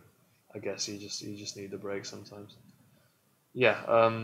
So bloody hell. Listen. This thing is a design decision, right? It actually depends.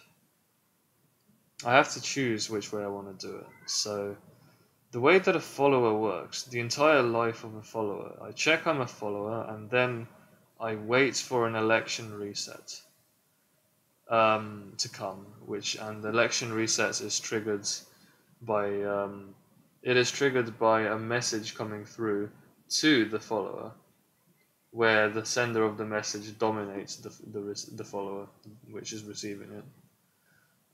In terms of term. So the sender is up to date in terms of the election term. Dominates. They can be equal or strict inequality. Yeah.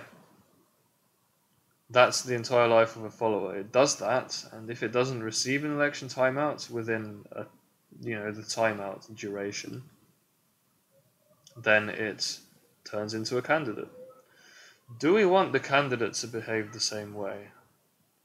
So I'm saying if a candidate loses an election, it should become a follower.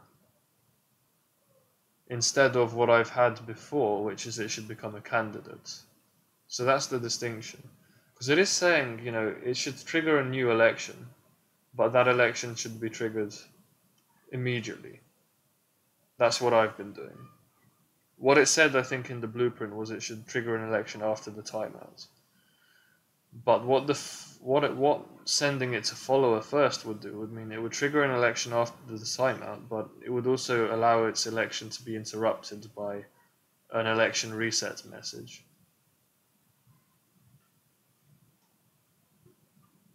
I think I'm going to be brave here, and I think that this should actually be it should become a follower after all.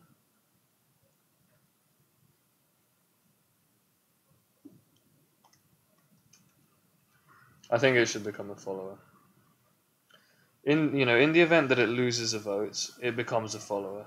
Because a follower behaves the same way as a candidate, except slightly in the past, meaning it has to first wait for the timeout and allow itself to remain a follower if it is getting if it's getting the indication that something else is taking the lead, either by sending heartbeats and append entries like the leader, sending new data, or something else is in the middle of hosting a vote, calling a vote, and it's sending vote requests. And so if it's up to date on term, the sender should be given a chance. That's the intuition for why that works that way. And I think there is no reason why that shouldn't apply to a candidate recandidating itself. If it's lost an election, then it should become a follower. It should give any other leader or any other candidate a chance before it itself becomes a candidate again. And that amounts to saying, have election resets available, which is what the follower does, and become a candidate if there is no election reset within a timeout. Because the election reset is sent in the event. It's a kind of nervous system type thing for the follower to detect when something is actually leading. Then election resets are triggered. That was a bit confusing to explain. I apologize, but I think it's vaguely makes sense. So yeah, it should become a follower, 100%. And it becoming a follower means it should run a phase change.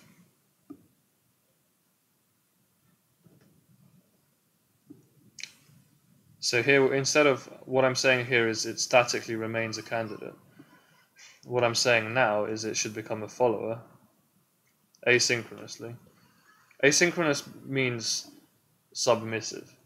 Synchronous means dominant, because the fact that this is becoming a leader synchronously means that it won an election, it needs to, as fast as possible, assert itself as the leader, because that way everything that is submitting, namely the other possible candidates and followers, they find out ASAP that there is a new leader, and so for stability's sake, it's like in a hung parliament, for stability's sake, they follow the leader, and everything is fine, and democracy continues, as they would say in Westminster. I think. I think that's how it should go, and that's why follower transition should always be asynchronous. And leader, if something is a leader, it should grab the opportunity ASAP. So this whole election system is about establishing a leader as soon as possible, and so it needs, as soon as something looks like it should become leader, it should take the opportunity, and everything else should submit. And so that's why we have synchronous here and asynchronous here. Alright, and so the reason is lost votes. There you go.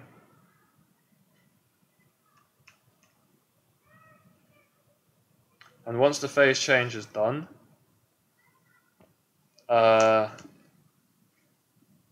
it goes, X candidate, yeah. It goes X candidate either way. It's not going to be a candidate anymore. It changes to either leader or follower every time. But a follower changes back to a candidate pretty, if the election reset timeout expires, which is pretty soon, but usually it gets interrupted quite validly, and so it remains a follower, which it should do.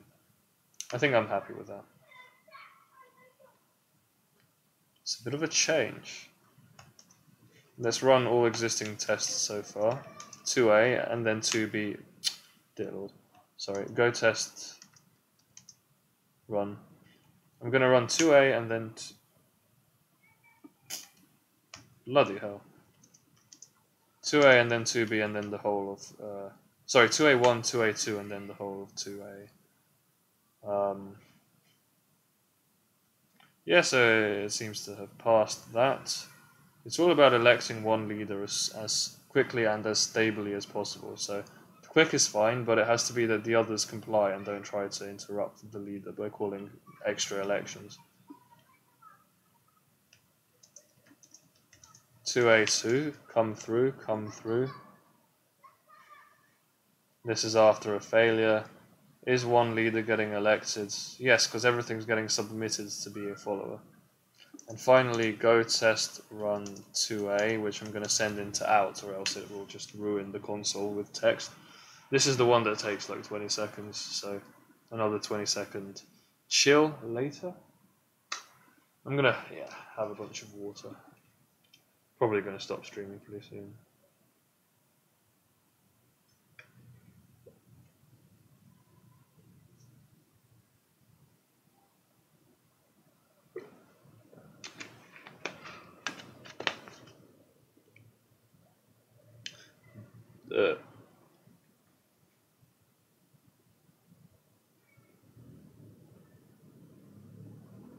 Oh wow, this failed early on. After not that many lines of text. So I'm just looking through to see if the first test passed.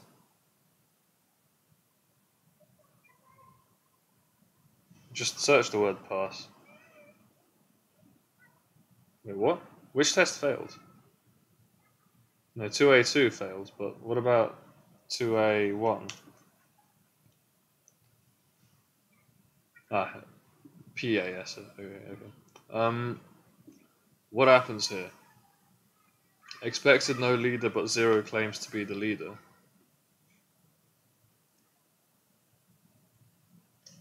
No, it doesn't. It says here explicitly 0 arrow follower lost vote.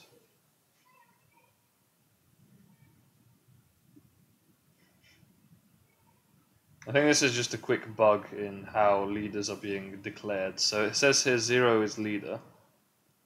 Fine. 1 is leader, but 1 is probably disconnected from the network. Then 1 and 0 resolve.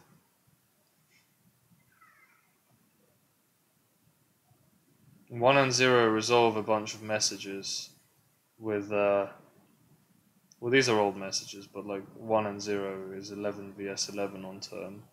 Okay. ignore that. I don't know. 0. Okay, yeah. 1 becomes a follower because of term sync fail, and 2 becomes a follower because of election reset. And then what? So 0 is leader. What does it say? 0 requested votes.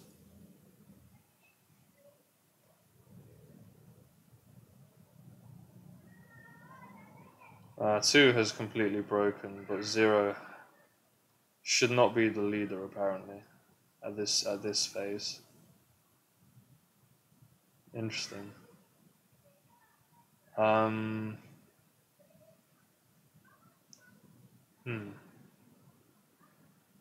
Look, 0 got elected leader with 2 votes,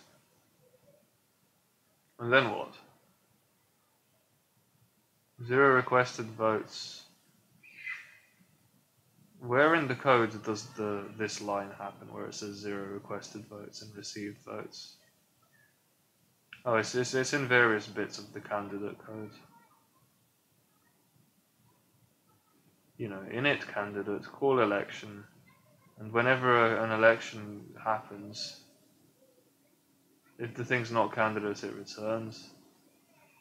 It checks that twice, sets up a vote and runs it,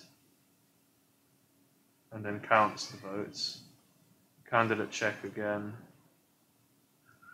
and then continue to either leader or follower.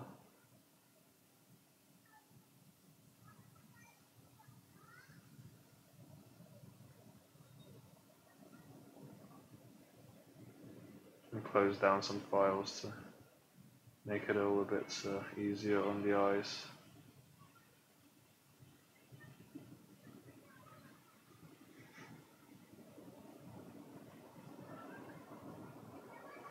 Yeah, I think it definitely would become easier to debug if we could just filter the statements that pertain to a particular that pertain to a particular server.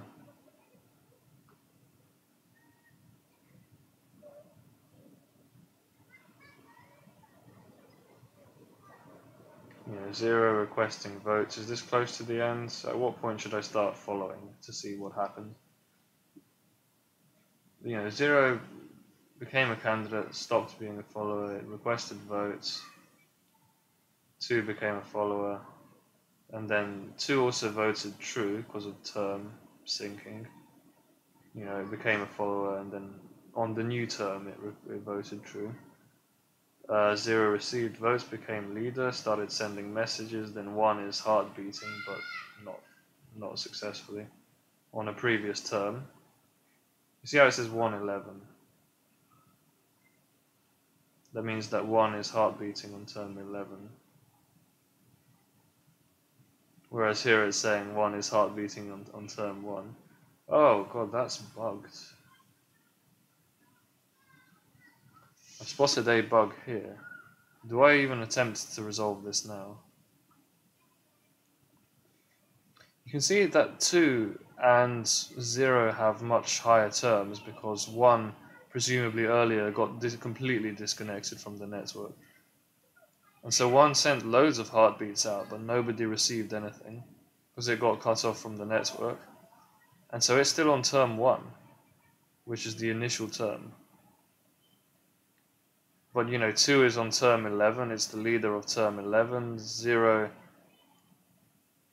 is the leader of term 10. Well, surely people should be communicating with each other. I think we have a problem with, probably what the problem is now is that heartbeat is actually become extremely long-winded, and we need to have another leader check. Yeah, so here where it says, you know, leader check, send heartbeats, heartbeat timeout, there should be a leader check before it does anything else. Before it runs follower indices, commit phase, and then, you know, says that it's finished. So it needs to, yeah, there needs to be another leader check after the heartbeat timeout.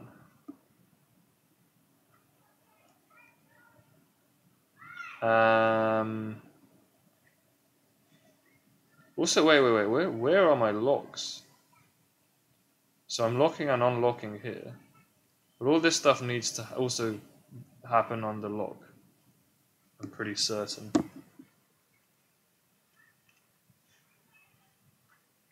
Because it's, you know, accessing its own peers, it's editing all of its indices. So, and leader check as well. So yeah, just put the lock in here after the sleep. Unlock, sleep, and then lock, and then the leader does all this stuff. First it checks if it's still leader. Then it does its write phase stuff where it adjusts all of its indices. And then it does its commit phase where it checks all the commit stuff. And then it unlocks and recurses. Okay, so yeah, now it is possible for the leader to just get cut off mid-heartbeat. Which I think is pretty valid.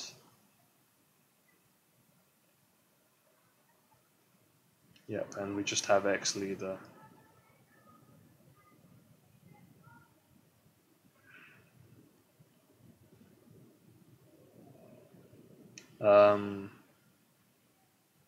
In position 2 and position 1, I may as well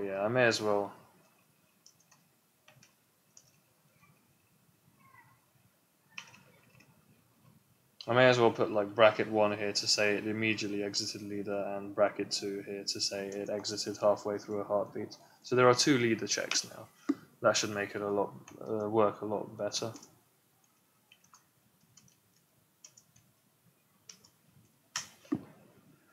God, but now it takes 20 seconds to test everything because both of the tests is doing individually work all the time, but like doing the full set of tests for some reason screws it up. But and it just takes so much longer. It's like a more deep test or something. I don't know. Why does that happen? That's such a mystery. I do test 2A, I do test 2B. They both pass and they're both quite short, and then the combination of the two takes twice as long and usually fails. Crazy. So okay, we try again. We have now, you know, X leader with the, you know, so here for example it stopped being leader midway through doing its leadery stuff.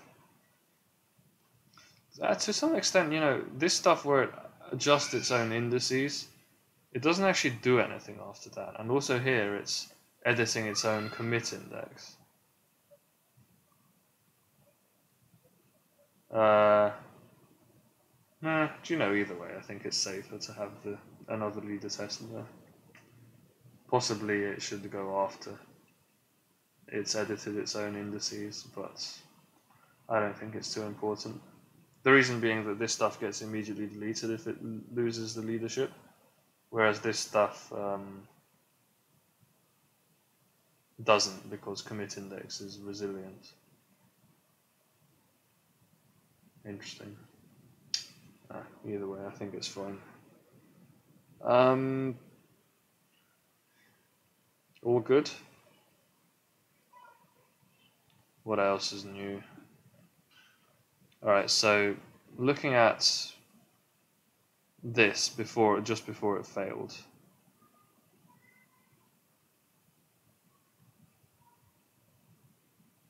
What was going on? Well, if we look at the heartbeats, everything thinks it's leader. You know, 0 is leading phase 1, term 1, 1 is leading term 4, and 2 is leading term 6. They're all completely out of contact with each other. There aren't too many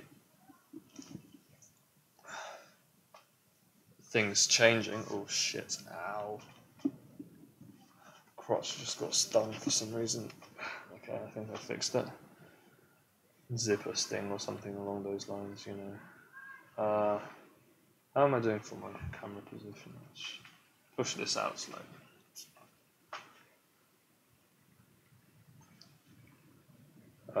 Yeah, I gotta stop at some point. you know, this is the kind of stuff that really should just be taken an hour at a time. I shouldn't do really extensive sessions on it. But it's okay. We are making progress after all.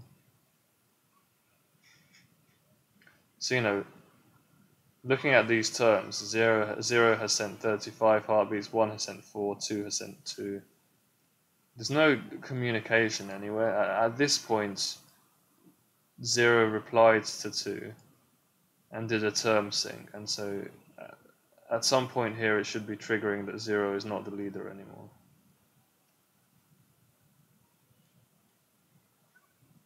So yeah, the way that this goes, I mean, there's a phase change, and so 0 should immediately exit after a leader, out of leader here. It should say like 0 becomes follower because term sync fails. But no, why does it say 6 vs 6 on term? What is the term of 0 here? It says here that the term is 6. But then why here is it printing a term of 1 and the term of 6 here? That's really suspicious. Alright, quick look at append entries. The receiver, the thing that replies. My term, right? And my term is at the beginning of this message what my term was. Sorry, where is it? Yep, my term. At the beginning of the reaction.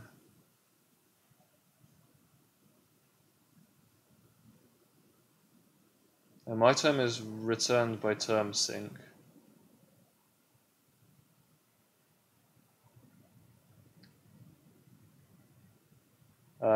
Which, when it runs, it pulls current term to the my term position.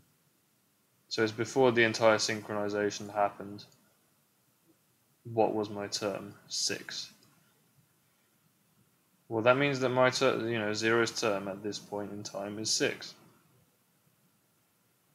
Why is it saying anything else? Here it's saying 0's term is 1. You have a problem, I think, with how you're reading term. So the leader code. I mean, it's adamant that the term is 1 for some reason. But the other code is adamant that the term is 6. That's crazy. That is a mad bug. I have no idea what could possibly be causing that. Look at this. So 0 continues to send heartbeats out. Well, here it's turned into a candidate.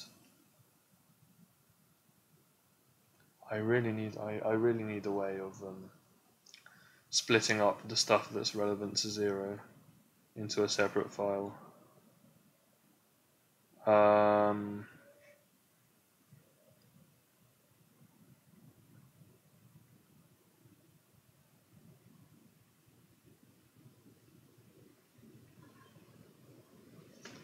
There's got to be some way of just reorganizing and printing files.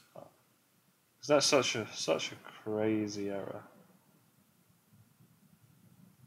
And maybe we should be introspecting, 0's term all the time. How this is, persisting, even though the term has changed. And it continually is reporting the wrong term.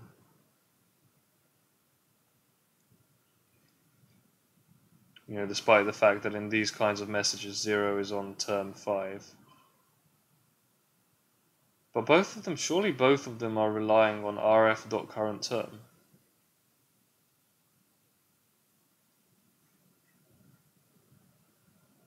How? I need to stop. I think I am going to do a kind of on that bombshell. I've encountered a really mad bug here. But I need to stop because I'm busy today. I can't afford to spend the rest of my time doing this. This is pretty crazy. Okay, well, I'll stop. I'll stop.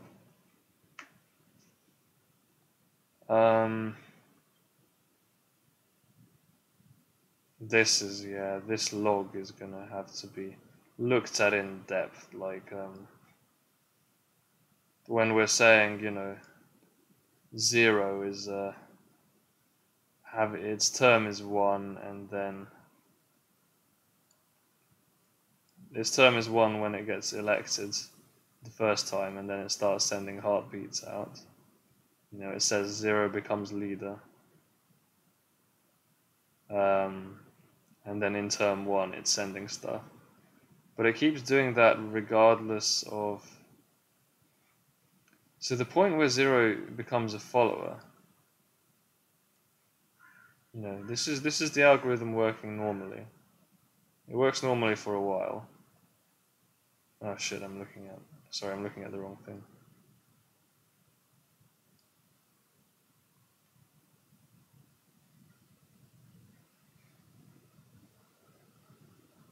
Wait, why is it test 2A? Why does test 2A come up twice?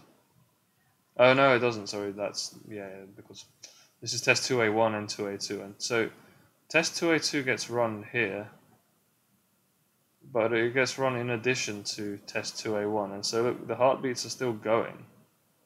The program does not get terminated correctly at the end of a test. I think that's what that's essentially what the problem is. I think the test...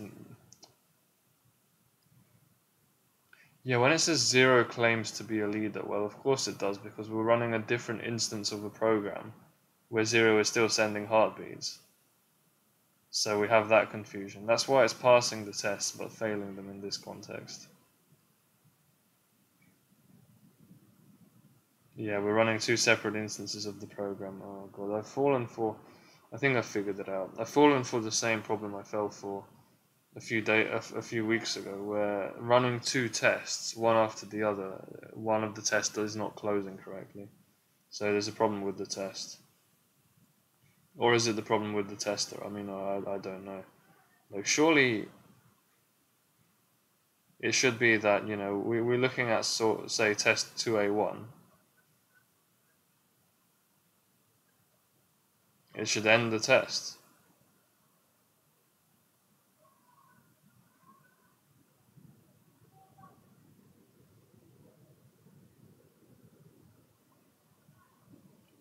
Yeah, I mean, there's no failure, that's true, but like at the same time, why is it not possible for it to end the code?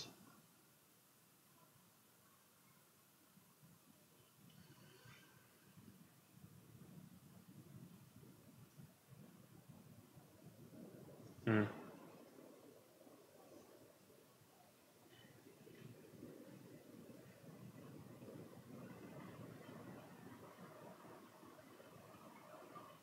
Custom kill codes, maybe? I remember that's a thing. Here, there's a function, that's turn off debug output from this instance.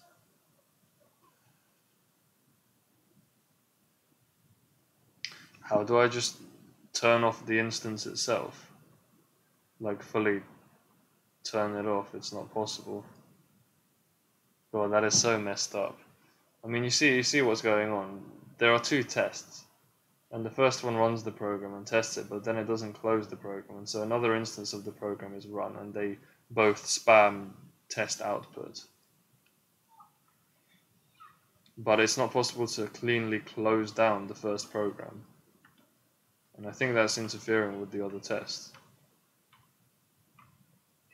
So there doesn't seem to be a way to fix that other than close all other threads. Is this a thing in Go? Do we think this is possible? I'd dearly love to find out.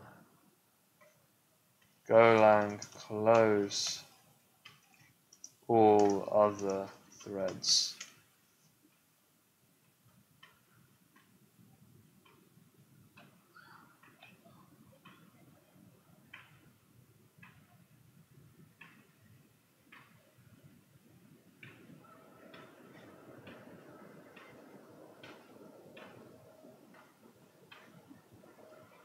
But I want it to end the program except for the current thread. I want everything to end, but then I want it to restart itself at that position. I don't think that's possible.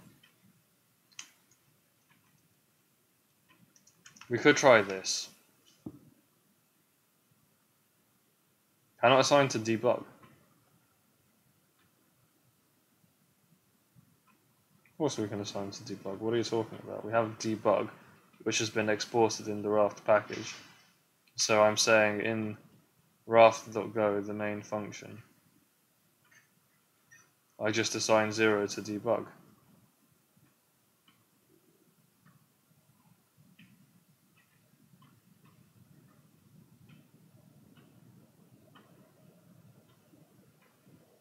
Wow. Yeah, I'm kind of out of my depth here, just understanding how the Go tester works. I can run all the tests individually if I want to, but that doesn't seem to, you know, if it's giving me an error running the two tests at one after the other, I can't tell if that's because there's a problem with my program or if it's just the result of two tests being run simultaneously. I've got to very quickly check this, and then I'm just going to take a break and think about what to do next time.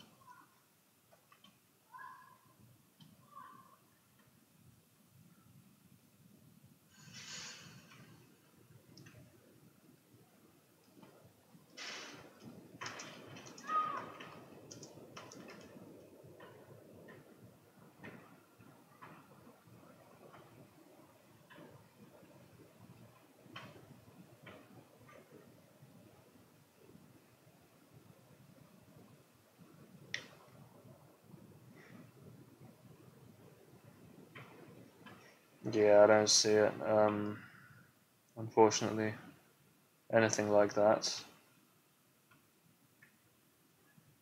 And why is it telling me here I cannot assign to a variable that there's no reason I can't assign to? Is it in a rights protected file? Oh, it says const. That's why. It's a constant.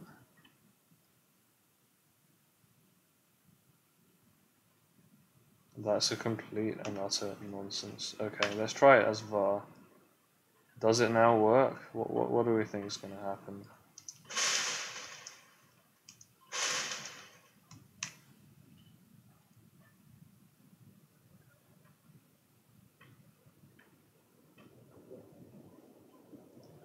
Because maybe when I do this, it'll get rid of all the incorrect file outputs and will still fail, but correctly fail.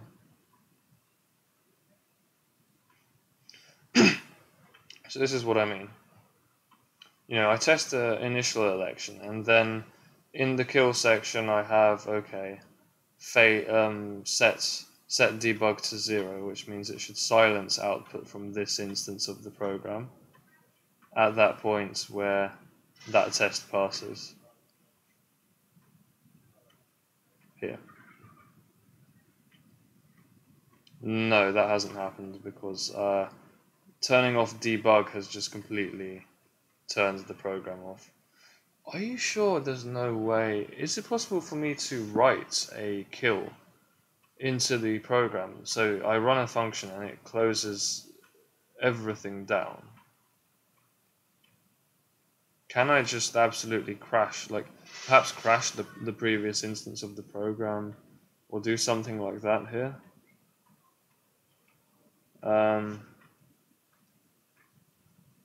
What could I do? I could write protect my instance of myself.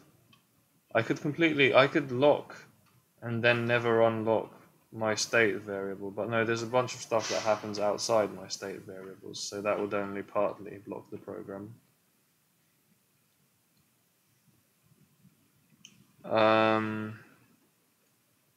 There's no way to, you know, go into all the threads and tell them to shut down.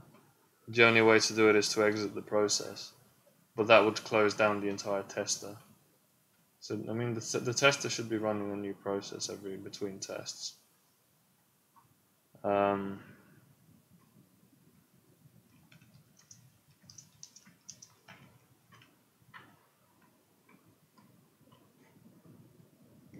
This?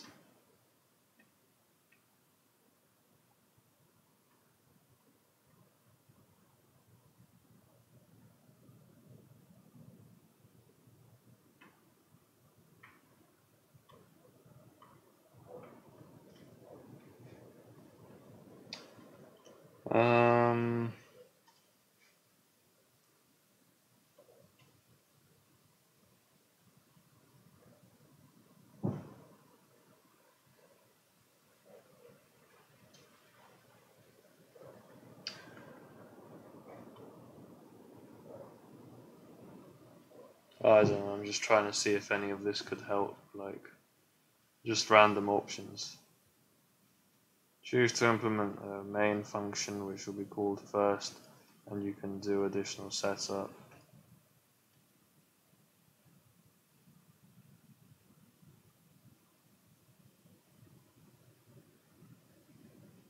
These tests are running conditionally, it's just that the programs are not exiting between tests.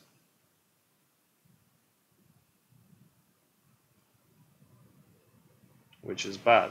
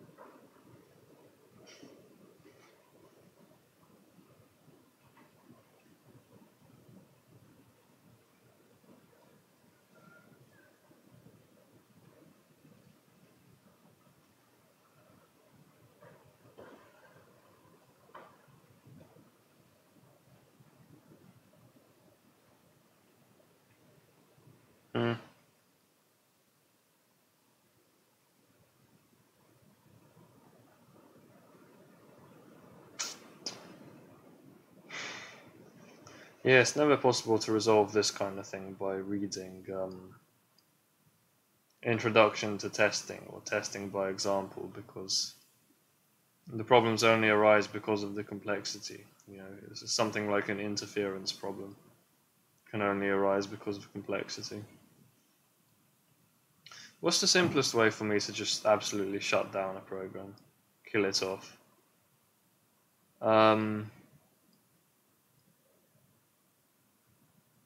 Other than, you know, like deleting the file, corrupting it, getting all the threads to crash silently. Not the file, sorry, delete. I could try to delete the main state variables.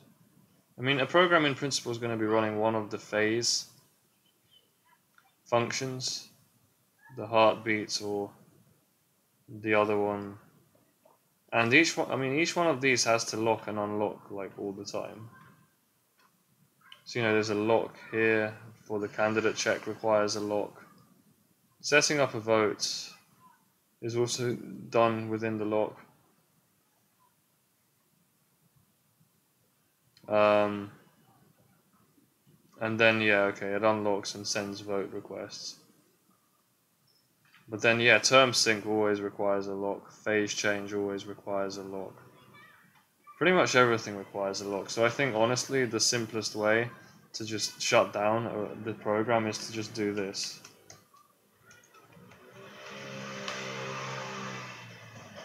Wish me luck.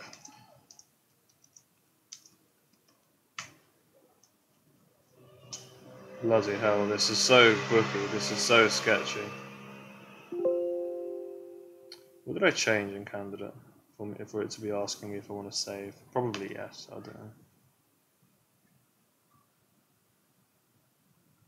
Alright, here we go. So, test 2a, and then we test 2a again. So at this point I have locked here, I've locked the what does it look like here? cfg.end gets, you know, this the end function always gets run, and what that does is I think it runs the kill function at some point. Yes, the config has its own mutex. That's ridiculous. Check timeout. Nah. But like, yeah, somewhere in here, I'm sure, like, the kill function has to get called. Right? Like,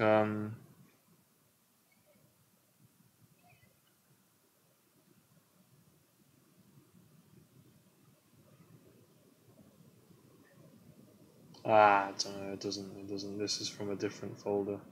I'm just looking at the Raft folder, that's the only one I care about. But I can't see that kill is being called. I was curious where it was being called, but never mind. The point is, after this point, we definitely should not have any interference. Do you know what? Time.sleep would help as well. First we lock, and then we sleep. For how long? A duration.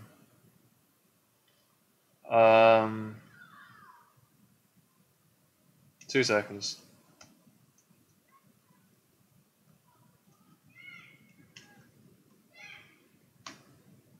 I think this would help, honestly.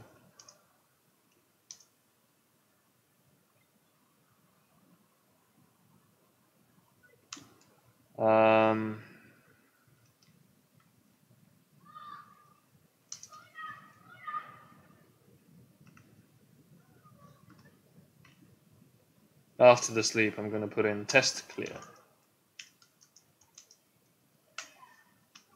Really ridiculous that, you know, you have to deal with these kinds of problems in a coursework project like this. It's just negligence on the part of the setter. There's probably threads about this in like MIT discussion groups, but I don't know.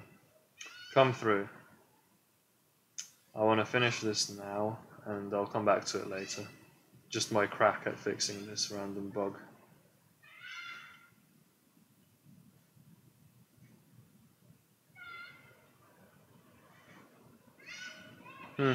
Test clear gets printed twice for some reason, because kill gets run twice? Does kill get run? Oh no, the kill gets run on every computer. So here it's, you know, 2 seconds after I locked the previous one. Here it's 2 seconds after I locked the other one. You can see things are still happening.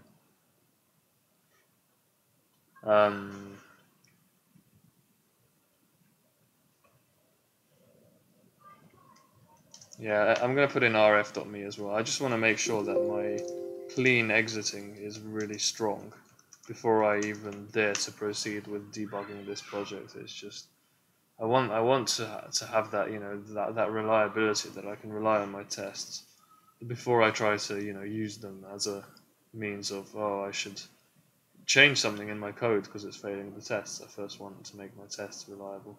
It's ridiculous that they're not reliable yet, but yeah, we're on the way to sorting that out, so no worries. Let's go. We can do it. So now this is what it looks like. So test 2a happens here, and here, yeah, see, 0 finishes a test. It does a test clear. 2 is still doing shit, but then, you know, it test clears, and I just lock them all up. I fully block the programs by just taking a look. I could also crash them, but I've decided not to, because then I'm going to get so much crap printed in the debug. So I just decided to infinitely lock them. This could cause problems with Go's race condition detector, but never mind. because that's not going to happen if I test individually, because all this happens after an individual test. So just run go race condition detector on individual tests only, and do full tests without the race condition detector. I think race condition detector would detect that kind of permanent deadlock. I'm not sure. But, yeah, so here you can see the code just works as before. You know, one test clear, two test clear, so they all get closed down fully after 2 seconds. And then, yeah, it's 0 follower, and this is all now pertains to the actual next test. So this stuff also, this is the initialization stuff. Then the test is called, and then, yeah, 0 becomes a candidate, requests votes in term 1.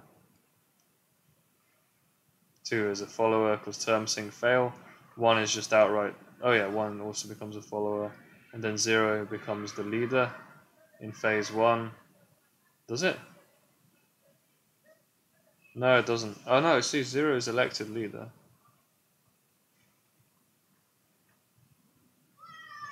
Yeah, that's probably why we had, by the way, thousands and thousands of print statements, because the statements from the first one were coming through on the second one, and there were just tons of statements in the first one, I guess, and so therefore they cluttered the output of the second one and made it completely illegible. That would explain everything. Lol. Yeah, so now everything's more normal, and it seems like the tests do actually just run one test after the other. That after all, yeah, okay. Um, you know, 0 gets selected leader. That's all fine. 1 is follower, 2 is follower. 2 candidate timeouts. Out of follower. Even though 0 is still kind of working as a leader, well, 0 gets put into its place and becomes a follower immediately. 2 then requests votes and becomes leader. Everyone votes for 2. 1 is follower, 0 is follower, 0 exits from leader at some point, and candidate, of course, because of the nesting, the synchronous call to leader. And then, yeah, 2 is actually successfully sending out append entries. Weird that 2 got re-elected. You know, 0 was basically leader at that point, but it just crashed for some reason. Here, right?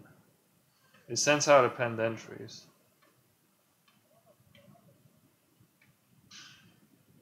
But 2 nonetheless timed out for some reason. I'm surprised that there's no reset that happened here. Surely there should be a reset, because 0 dominates 2. Not strictly, but it still dominates it on term. And so I would imagine that 2 would get an election reset. But there doesn't seem to have been a call to that. Okay, that's probably a bug. I'm not seeing many resets, to be honest.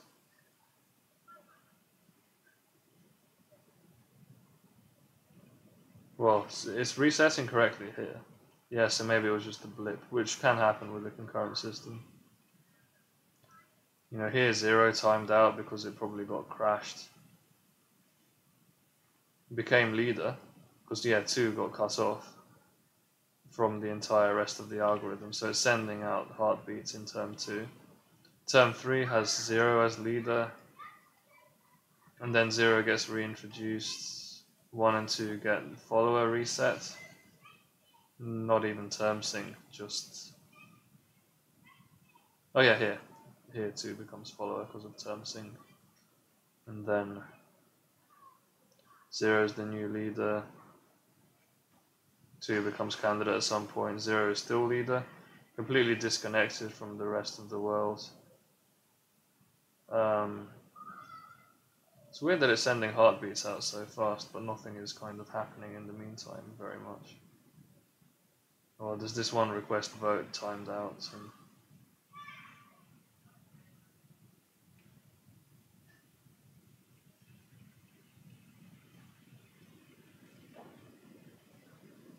0 is still leader. The others are all, I think they're all disconnected from each other at this point. 2 received votes, lost vote because it's totally disconnected, everyone's disconnected. At some point 1 managed to get elected because 2 managed to get back into contact with it and elect it. So 1 is leader as well now, and 0 and 1 are both leaders. But the problem is 0 is timing out hard. So 1 is now in term 5, sending out append entries successfully, I guess. It's not, yeah, it's not, this isn't announcing success, or maybe it should, but I don't know. Oh, the test passed. Then it continued for much longer and passed again. Once it finally all got shut down, look at this. 0 test clear, but then 0 is still, oh, these are timeout messages. Timeout messages are just, okay, FYI, nothing happened, that's just an old timeout. Yeah, so, okay, maybe I should have looked at this before I started trudging my way through that document. Basically, bloody hell. It seems that now that I've closed down the programs between tests, it seems that it is in fact, the tests are in fact passing. Again. So I seem to have managed to fix it all, and can finally get back to debugging in confidence, basically. I'm going to do one more test for the roads, one full test of 2A, and see if it works out again. And it should be a bit faster as well. It should only take about 15 seconds now, because it's not getting hung up randomly on the second test, I think. I'm not sure. Nah, it's still taking ages. But yeah, the point is it's returning pass. You know, when it says 0 claims to be leader, that's because the 0 of the previous instance was claiming to be the leader. It's just so fucked. Really frustrating stuff. But never mind, we're through it now. We've basically repaired the problem with the testing facility. And so now we're getting accurate tests. I can also just, for the lols, run a test of 2B1. So the first test that's actually designed for part B. Just run a test, see what happens, you know. Well, there's another crash here. Slice bounds out of range, so I'm still not done. I'm still not done repairing all those problems with you know, how I'm defining all the limits and things. But never mind. This is all to come in the future. It's actually pushing data in as well. I think 4 was the leader, and so, you know, it has match indices, it has next indices, God knows, chaos. But then, yeah, the program crashes at line 43 of the leader code. No, not even. It's actually the append entries receiver that crashed. So here, where I try to figure out what the slice range should be, and it's just out of bounds. Okay, that's it. So a quick summary of what's happened today. I've managed to debug a bunch of stuff, but then I started encountering errors with some of the old tests, and those errors were actually ghosts from a long time ago, actually. I mean, the fundamental errors with how the testing works, that's you know, MIT's fault. But I kind of managed to sort of swivel around them in part A, but somehow they just kind of came back. And what that has meant is I've implemented a change in how the program works, which I think conceptually I'm happy to have made the change, but I've made a change to some of the code from part A as a result of that. And I fixed that bug, I think, as best as I could, basically by trying to force close the previous instance of the program after the test finished. And I'm doing that. I can't exit process because then the sequence of tests would also get exited out of. But instead I'm locking all of the servers in the test. The kill function locks them That's basically what it's doing. It can't actually kill them because they're a bunch of random threads and they're all mixed up with the threads of the next instance of the program, because apparently that's how testing works in Go. And MIT has just not implemented that, a way around that, I think. I'm not sure. But basically just locking them up and waiting 2 seconds, that seems to stop them. And that means that I'm no longer getting errors from tests interfering with each other. And so I'll be confidently debugging in future sessions. On the other hand, yeah, I've only done a bit of actual debugging of the 2B code. I've fixed a bunch of stuff, but not that much stuff. You can see there's another error here, which is going to be what gets fixed next, I guess. Okay, anyway, it says in my Sesh text, that, so I'm just committing the stuff, sending it up to GitHub. It says in my Sesh text that the next session is going to be Monday morning, and I think this has kind of frustrated me a bit and taken up enough time that I'm going to delay that. Monday I'm doing something, so let's say Tuesday morning is the next session. So just take a break and chill out after fixing, an error with the actual projects rather than an error with my code. I thought we'd seen the end of those after MapReduce, but fair enough, it happens sometimes. So yeah, it will be on Tuesday, not Monday. I'll update my stream title to reflect that. And what we'll be doing is just more debugging. So I mean, we've hardly even got into the debugging yet, but done a bit.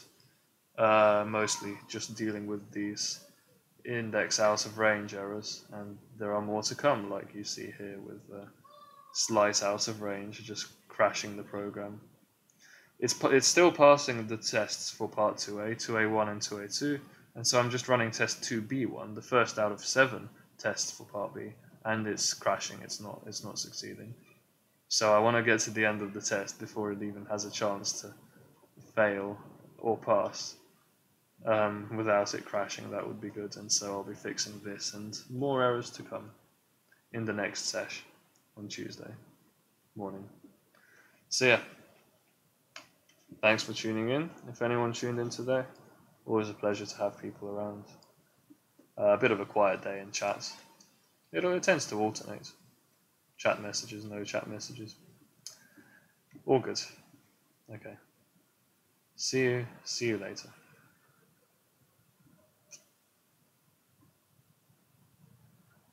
2 hours 43. I mean, that's why I'm not going tomorrow. It's 2 hours 43 of like fixing problems that shouldn't even have been problems. Sorry, nudged the microphone.